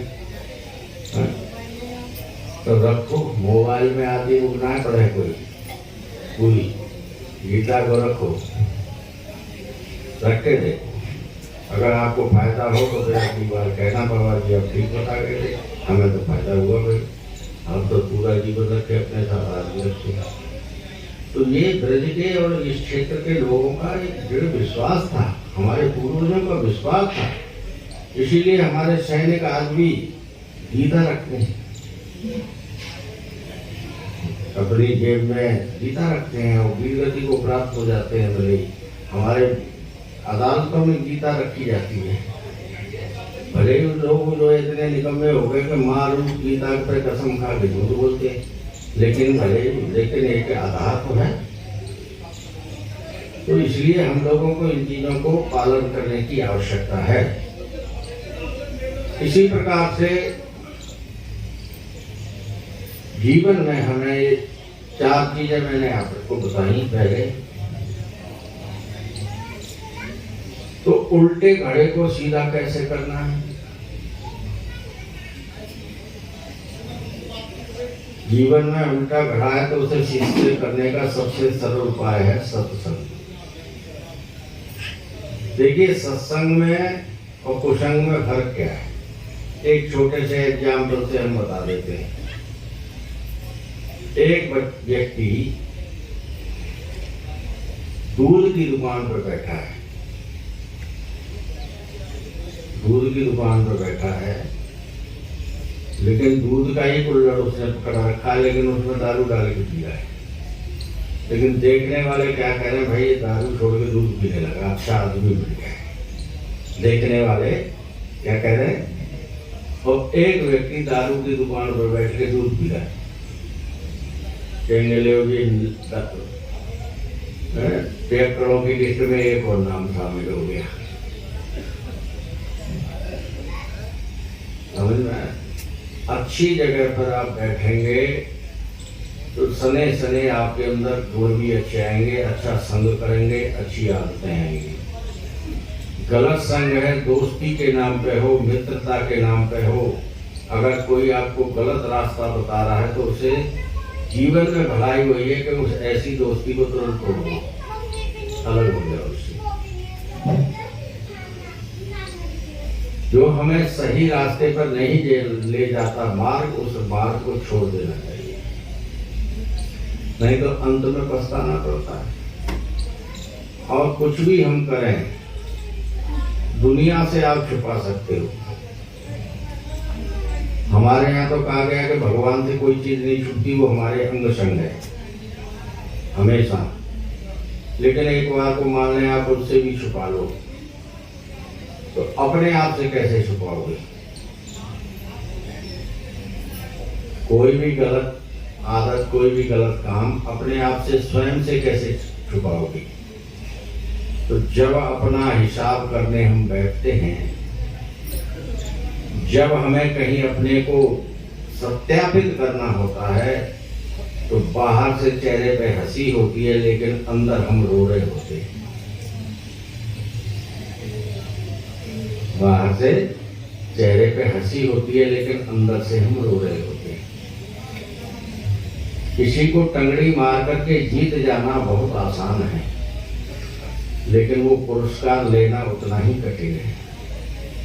कि लोग तो ताली बजाएंगे, लेकिन आप खुश नहीं होगे, क्योंकि आपको मालूम है कि मैं जीता नहीं हूं, मैंने चीटिंग की है। तो अपने आप में जो आप सजा पाएंगे, उस सजा को कोई अदालत नहीं दे सकती। और आज मानव समाज की घुटन का यही मूल कारण है, जो हम घुट रहे हैं अंदर अंदर लोग और डिप्रेशन में जा रहे हैं। इसका मूल कारण ही यही है कि हम दिखते कुछ हैं कुछ। दोबारा जीवन जो है हम लोगों ने जी रहे हैं, इसलिए हम जो है वो घुटन जो है हमारे अंदर वो बढ़ती चली जाती है। सत्य को स्वीकार करना चाहिए। गलती कोई हुई है उसे स्वीकार करो, आगे की कहानी साफ करो। गलती कोई जीवन में हो जाए तो उसे स्वीकार करके वहीं विराम लगा देना चाहिए, ना कि उसके झूठ के पर्दों से ढकते रहोगे तो जिंदगी भटकते रहोगे और जिंदगी पूरी झूठ हो जाएगी। ढकते रहो लेकिन ढकी नहीं जाए, कभी ना कभी तो परिमार्जन उसका होता है। तो इसलिए ये छोटी छोटी चीजें हैं जीवन में जिन्हें हम अपनाएं तो प्रभु तो हमारी कृपा करने के लिए हमारे साथ है, उसकी कृपा का तो अमृत बरस रहा है। कहते हैं कि नदी में तो अथाह जल है। अब नदी ने थोड़ी कहा कि कोई व्यक्ति गया कैन लेके 20 लीटर की वो भर लाया, कोई टंकी लेके गया ट्रैक्टर पर धर के वो भर लाया, और कोई इतनी सी शीशी लेके गया 50 ग्राम की, और फिर कहे कि नदी ने हमको 50 ग्राम ही जल दिया है। तो इसमें नदी का दोष थोड़ी है, तुम्हारा बर्तन ही छोटा है। आपका बर्तन ही छोटा है तो नदी उसमें क्या करेगी। इसी प्रकार से प्रभु की कृपा तो अनंत वर्ष रही है, सर्वगुरुदेव की कृपा तो अनंत वर्ष रही है। अब हमारा झोली ही छोटी है तो हम क्या करेंगे। हमने अपनी झोली ही इतनी छोटी रखी है, हमने अपने को विस्तार किया ही नहीं। एक बड़ी मार्मिक छोटी सी कहानी आती है कि एक संत थे तो उनको दूसरे तीसरे दिन रोटी मिलती थी, लेकिन वो कहीं जाते नहीं थे। कोई आ गया प्रारब्ध से आटा दाल दे गया तो अपना खा लेते थे, दिन बैठे बजे करते थे। तो कभी कभी 4 दिन में मिलती थी, कभी 5 दिन में, कभी 3 दिन में, यानी रोज उनको भोजन नहीं मिलता था, लेकिन बड़े खुश रहते थे अपने। एक दिन उनके यहाँ घूमते घूमते नारद जी आ गए, संत आ गए मतलब। तो नारद जी ने कहा संत जी से कैसे हो, बड़े बड़ा आनंद है, भजन हो रहा है खूब, सब तो ठीक है। लेकिन संत जी ने कहा भाई नारद जी आप तो प्रभु के प्यारे हो, उनके दरबार में जाते हो, हाजिरी लगाते हो, वही मेरे बारे में थोड़ा पूछना कि मेरे को चौथे 5वें दिन रोटी क्यों मिलती है। भगवान ने ठाकुर जी ने मेरा कोटा इतना कम क्यों रखा है, देखो मेरा शरीर कैसा हो गया है। नारद जी ने कहा भाई ये तो बात गलत है, इतना भजनानंदी संत और इतना सुमिरन करता है लेकिन भोजन नहीं मिलता टाइम पे। गुरु जी के ठाकुर जी के पास गए, ठाकुर जी से कहा, ठाकुर जी ने कहा भाई उसके प्रारब्ध में इतना ही है तो मैं थोड़ा थोड़ा रोक के देता हूँ जिससे ज्यादा दिन तक मेरा भजन करे। इकट्ठा दे दूंगा तो थोड़े दिन में उसका कोटा खत्म हो जाएगा, फिर भूखे मर जाएगा। नारद जी ने कहा ये भी बात ठीक है। तो नारद जी जाकर उसको बता दिया भाई तुम्हारे कोटा थोड़ा है, कोटे के हिसाब से मिलता है वहां से। तो पूर्व में जितना हमने कोटा बांटा है उतना ही तो मिलेगा, जितना खिलाया खुद खाया उसका कोटा नहीं बनता, कितना दूसरों को खिलाया उससे कोटा बनता है। तो ठीक है भाई। उस संत जी ने कहा भाई एक काम करो, झंझट खत्म करो, ठाकुर जी से कहो जितना मेरे कोटा में एक ही बात दे दें, कि रोज रोज का रोना धोना ठीक नहीं है। नारद जी ने कहा ठीक है। तो ठाकुर जी से कहा, ठाकुर जी ने कृपा करी, एक भगत को प्रेरणा मिली, एक ट्रक भर के लाया, रात और उतार के चला गया। उसमें सब कुछ था, दाल आटा जो भी होता है भंडार का सामान सब था। तो संत जी विचार करने लगे कि एक ट्रक को अगर मैं रखूंगा तो कितने दिन चलेगा, मैं अकेले खाऊंगा तो थोड़ा बाकी सड़ जाएगा, खराब हो जाएगा, फेंकना पड़ेगा। तो उसने कहा जब इतना माल आ ही गया तो जिंदगी में कभी लंगर नहीं चलाया, भंडारा नहीं चलाया, तो भंडारा ही चलाते हैं। तो उन्होंने वहाँ भोजन बनाना शुरू कर दिया, जो आए वही खाओ, जो आए वो पाओ। तो 4-6 दिन जब भोजन वहाँ चला, लोग आए भोजन करें, जय जयकार करें, जाएं, जो भी आए रास्ते में। तो लोगों ने सुना कि वहाँ संत जी लंगर चलाते, तो देने वाले भी आने लगे। कोई 2 गोली उतार जाए, कोई 2 पीपा उतार जाए, कोई 4 गोली, कोई चीनी उतार जाए, कोई नमक उतार जाए, कोई मिर्ची उतार जाए। अब चलने लगा धीरे धीरे 10-20 साल बाद नारद जी को फिर ध्यान आया, बोले संत की समाधि को चलो मत्था टेक में, और संत तो ला रही होगा, तुमको मर गया होगा। लेकिन जब वहाँ आए चौंके तो बड़ा दिव्य आश्रम बना हुआ, सैकड़ों लोग भोजन कर रहे हैं, 20 हलवाई भोजन बना रहे हैं, एक गोदाम भरा हुआ है राशन का, घी के पीपे लगे हुए हैं और सब लोग खा पी रहे हैं। परिक्रमा करने वाले इधर से आ रहे उधर से आ रहे, भूखे प्यासे गरीब गुनी जो है संत सब खा पी रहे, जय जयकार हो रही, संत बैठे हुए अपने आसन पर। नारद जी ने कहा, प्रणाम किया, बोले महाराज आप गए नहीं? अरे बोले नारद जी वो तो क्या ट्रक आया, वो ट्रक आया तब से ट्रक ही नहीं चुप रहे। तो यहाँ भंडार चल रहा है, हजारों लोग भोजन करते हैं, चकाचक माल है, सब खाओ में कोई दिक्कत ना है। प्रभु का भजन हो रहा है, सुमिरन हो रहा है, कीर्तन हो रहा है, कथा भागवत हो रही है, सब हो रहा है। नारद जी को बड़ा संतोष हुआ, भाई ठाकुर जी मेरे को झूठा बना दिया। गए ठाकुर जी पास, बोले मारे ये बड़ा गड़बड़ है, आपने मेरा अपमान करा दिया और संत ने मेरी बड़ी हंसी उड़ाई। बोले भाई मेरा इसमें कोई दोष नहीं है, न संत का कोई दोष है। उस संत ने अपने प्रारब्ध को सबके जनता के प्रारब्ध में मिला दिया। तो जो भी वहां भोजन करके जाते अपने भाग का वहां छोड़ के जाते, उनके भाग का वहां आता है। केवल पहले संत के भाग का मैं देता था तो उसे तीसरे चौथे दिन मिलता था। अब वहां जो है जितने भी लोग वहां भोजन करते हैं, जितने पक्षियों को दाना मिलता है, गौओं को भोजन मिलता है, संतों को भोजन मिलता है, जितने लोग वहां भोजन करके जाते हैं उन सबके प्रारब्ध का मुझे वहां भेजना पड़ रहा है। तो अपना अगर प्रारब्ध छोटा है तो उसे और छोटा मत करो, उसे बड़ा बना दो। इसीलिए हमारे यहाँ कहा है कि मिल बांट के खाओ। गरीब होना कोई बड़ी बात बुरी बात नहीं है, गरीब अमीरी ये तो चलती रहती है, लेकिन दरिद्र होना बुरी बात है। दरिद्र मत बनो, विचारों से, व्यवहार से, आचरण से, किसी भी रूप से दरिद्र मत बनो। एक सज्जन बैठे हुए अपने दरवाजे पर, एक भरी दोपहरी थी, एक व्यक्ति जा रहा था तो उसने कहा चलो इनसे पानी मांग लेते हैं, जल पी लेते हैं। उसने कहा भाई साहब राम राम। पहले तो ऊपर से नीचे तक देखा, क्या है? बोले कुछ नहीं भाई साहब, जल प्यास लगी थी, थोड़ा जल मिल गया था। हाँ बैठो बैठो बैठे, काम हो चलना। आवाज दी, कोई सुनेगी। 5 मिनट हो गए। उन्होंने कहा भाई साहब प्यास लगी है, मैं को यहाँ आपसे जो है पंचायत करने तो नहीं बैठा हूँ, मेरे को आगे जाना है। प्यास लगी थी, जल मांगा था, जल नहीं मिला। अरे भाई कहाँ ना, आदमी को आने दो, जल मिल जाएगा। आवाज़ तो लगाई, फिर से लगा देते, फिर आवाज़ लगाई, कोई नहीं आएगा। फिर 5-10 मिनट हो गए। उसने कहा महाराज जल पिलवा दो, नहीं तो मना करो, हम आगे जाए। अरे कहा ना भाई शांति से बैठो ना, तुम तो बड़ी हड़बड़ी में हो, आदमी को आने दो। वो उठ के खड़ा हो गया, सत्यानाश तुम्हारा, तुम क्या जानवर हो? काम पैसा बैठे हो, आदमी को आने दो, आदमी को आने दो, तुम क्या जानवर? 1 गिलास पानी किसी को नहीं दे सकते? चला गया वो आगे। अगले घर वाले ने बुला करके उसको जल पिला दिया। तो हम इतने जो है व्यवहारिक हो जाए तो हम फिर ऐसे लोगों में क्या कर देगा?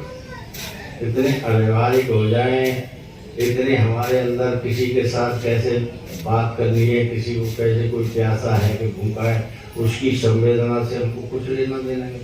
हम 4 कदम चल के 1 गिलास जल किसी को नहीं ला के दे सकते, तो क्या करेंगे जीवन में? ये दरिद्रता है। दरिद्र वो नहीं है जो गरीब है, दरिद्र वो है जिसने दरवाजे पे लिख रखा है कुत्ते से सावधान, अतिथि देवो भव। हम गुरु मंत्र लिखते थे, अतिथि देवो भव स्वागतम, दरवाजे पे लिखते थे। अब लिखने लगे लाल बोर्ड लगा दे, खतरनाक सा एक मुंह बना देंगे उसमें, कुत्ते से सावधान। पढ़ो तो ऐसा लगता है यहाँ कोई आदमी नहीं रहता अंदर। हाँ डीओजी साहब ही रहते हैं। क्या तो ये व्यवहार कुशल होना चाहिए हम लोगों को। जीवन में 1 रोटी भी हमारे पास है तो उसको बांट के खाने की हमें क्षमता होनी चाहिए। एक बालक है जिसको पॉकेट मनी नहीं मिलती है, हमें 20 रुपये मिलते हैं, तो हम थोड़ा सा उसके साथ भी मिल करके जो भी कुछ कर रहे हैं, चल भाई तू भी हमारे साथ चल, 10-10 रुपए बांट के खर्च कर सकते हैं। ये रहीसी होती है। रहीसी वो थोड़ी होती है कि 10 लाख जब आएंगे तो 1 लाख दान करेंगे। अरे 10 लाख के भरोसे बैठे रहो, कहाँ आएंगे न करोगे। अरे भाई जो समय पर है, जैसा उपलब्ध है, तन से, मन से, व्यवहार से, आचरण से किसी के काम आ जाओ। यही जीवन में जो है हमारी उपलब्धि है। हम लोगों ने पीछे अभियान चलाया था कि जो पैसे वाले लोग होते हैं वो बहुत सारे कपड़े बच्चों के लिए लाते हैं। तो अभी भी चलता है वो, दिल्ली है, मुंबई है, जो लोग वो बच्चों पे जो अधिक कपड़े होते हैं तो उनसे कहते हैं भाई तुमको जो पहन चुके हैं, जिनको नहीं पहनना चाहते उनको दे दो। बहुत सारे बच्चे दे देते हैं, कुछ ऐसे हैं कि भले ही सड़ जाए देंगे नहीं, दे देते हैं। किताबें दे देते हैं अपनी पिछले कोर्स की, जो सामान उनके पास पेन से अधिक हैं वो दे देते हैं। तो वो वहाँ गरीबों में, आदिवासियों में, ग्रामीण क्षेत्रों में उन बालकों को वो वस्त्र मिलते हैं तो उनको उतनी खुशी होती है जैसे कि उनको नए वस्त्र मिल गए हों। तो उनके लिए वो ब्रांडेड वस्त्र कहाँ मिलेंगे? भले ही साल में 2-4 बार पहने, 10 बार पहने ही हो, लेकिन वो ब्रांडेड वस्त्र उनको मिल जाते तो उनको बड़ी खुशी होती है। तो ये सब हम लोगों को सोचने की आवश्यकता है समाज में, और सबको मिलजुल के चलने की आवश्यकता है। हमारे यहाँ तो जो है अभी बहुत कुछ करना बाकी है इस देश में। कभी ये संस्कृति और सभ्यता का मूल केंद्र था, लेकिन विदेशियों के संगत में आकर के हम अपनी संस्कृति और सभ्यता को भूल गए। उसी का परिणाम है कि आज हम लोग उन लोगों के पीछे तो दौड़ते हैं जो छपते हैं, जो वास्तव में संत हैं, सहज सरल रूप से अपने भजन सिमरन करते हैं, उनके पास बैठने में हमें संकोच होता है। यही कोई बड़ा सा पंडाल लगा के आ जाए, पानी वाले कहीं, वो वाले कहीं, समोसा खाओ, ये खाओ, तो उनके यहाँ भी लगा के बैठ जाएंगे। क्योंकि हमें भगवान से भी अर्थ चाहिए, वहाँ हमारी पूर्ति हो न हो, लेकिन हम इस भावना से जाते हैं कि कोई न कुछ वहाँ से ऐसा मिलेगा जिससे हमारी बड़ी गति हो जाएगी। ठाकुर संत का कण क्षण और अन्न का कण बर्बाद मत करो। संत जो कहते हैं वो करो। संतों से कुछ मांगने की जरूरत नहीं होती। आप अपने पुरुषार्थ से ही महान बनोगे, आप अपने पुरुषार्थ से ही बड़े बनेंगे। जो कुछ आप कर रहे हो उसी को पूरी परिश्रम और मेहनत से करके तो देखो। एक छोटा सा एग्जाम्पल आता है बच्चों के लिए, भले थोड़े बच्चे हैं लेकिन मेरे को बच्चों को बातें बताने में बड़ा अच्छा लगता है। एक प्रदर्शनी लगी हुई थी चित्रों की, बहुत सारे चित्र वहां लगे थे, अलग अलग चित्रकारों ने अपने अपने चित्र लगाए, सब देख रहे थे।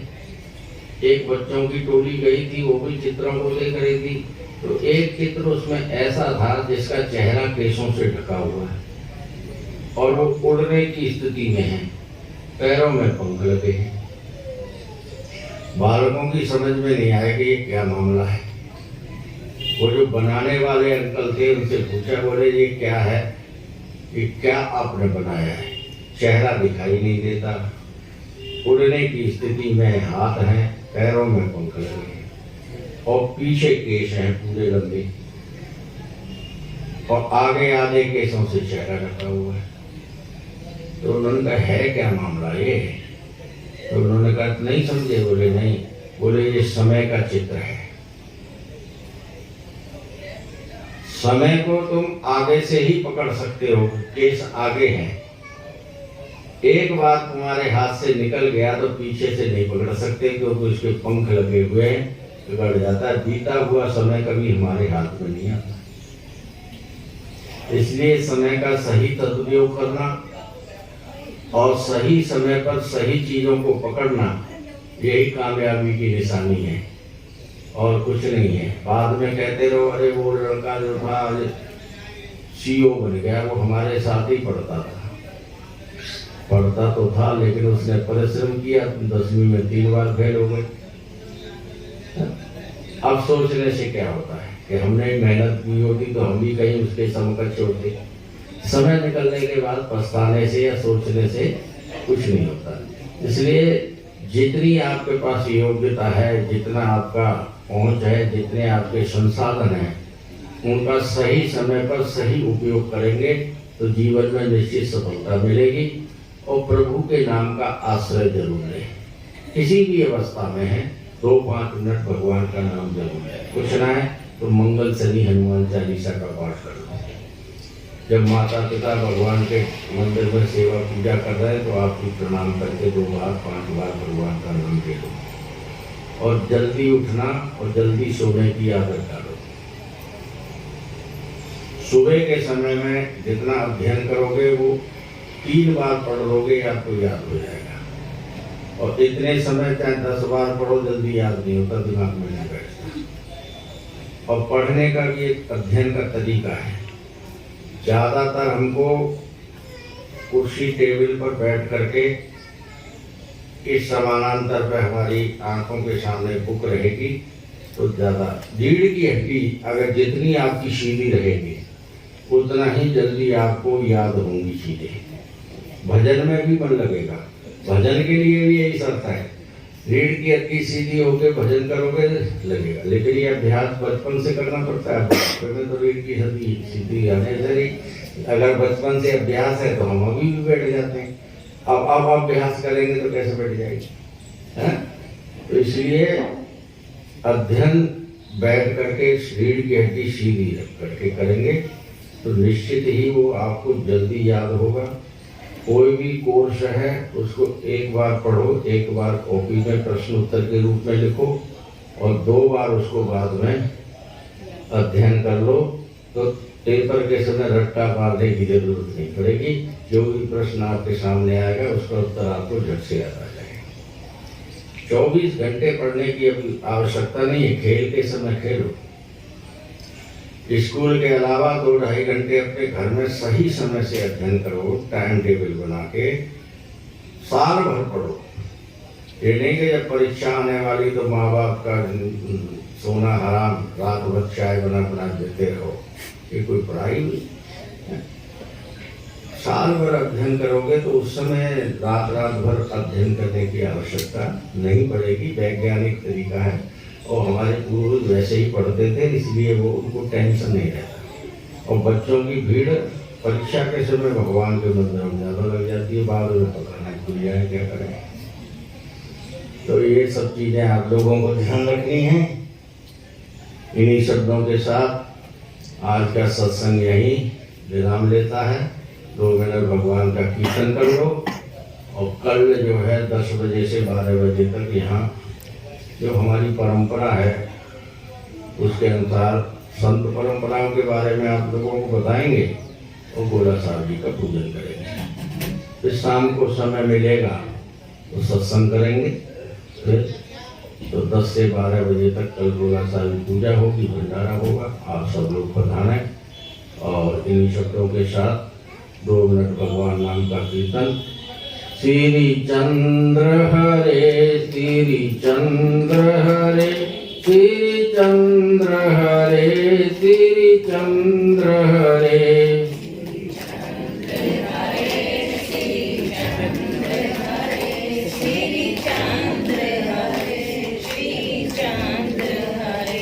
श्री राम हरे, श्री राम हरे, श्री राम हरे, श्री राम हरे।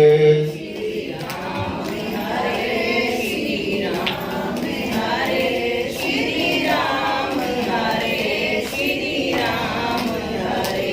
श्री चंद्र हरे, श्री चंद्र हरे, श्री चंद्र हरे, श्री चंद्र हरे। श्री चंद्र हरे, श्री चंद्र हरे, श्री चंद्र हरे, श्री चंद्र हरे। श्री कृष्ण हरे, श्री कृष्ण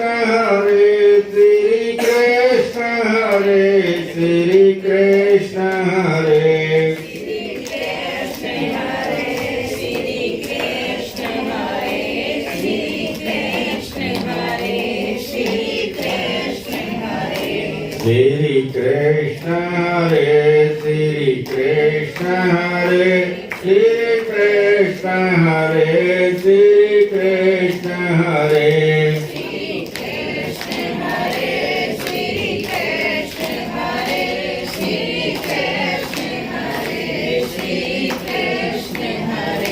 श्री चंद्र हरे श्री चंद्र हरे श्री चंद्र हरे श्री चंद्र हरे श्री चंद्र हरे श्री चंद्र हरे श्री चंद्र हरे श्री चंद्र हरे श्री राम हरे श्री राम हरे श्री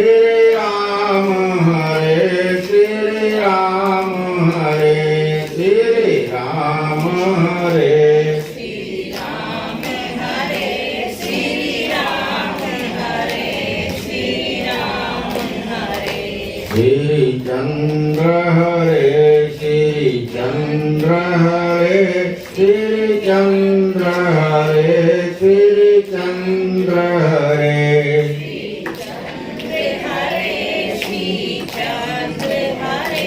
श्री चंद्र हरे श्री चंद्र हरे श्री कृष्ण हरे श्री कृष्ण हरे श्री कृष्ण हरे श्री कृष्ण हरे श्री कृष्ण हरे श्री कृष्ण हरे श्री कृष्ण हरे श्री कृष्ण हरे श्री चंद्र हरे श्री राम हरे श्री कृष्ण हरे श्री कृष्ण हरे श्री हरे श्री राम हरे श्री कृष्ण हरे श्री कृष्ण हरे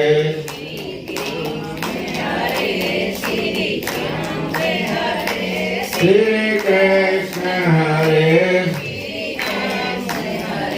श्री राम हरे श्री चंद्र हरे श्री कृष्ण हरे श्री कृष्ण हरे श्री राम हरे श्री चंद्र हरे श्री कृष्ण हरे श्री कृष्ण हरे श्री कृष्ण हरे श्री चंद्र हरे श्री राम हरे श्री राम हरे श्री कृष्ण हरे श्री चंद्र हरे श्री राम हरे श्री राम हरे बोल सच्चिदानंद भगवान की कृष्ण कन्हैया लाल की जगत गुरु श्री श्री चंद्र भगवान की राजा रामचंद्र की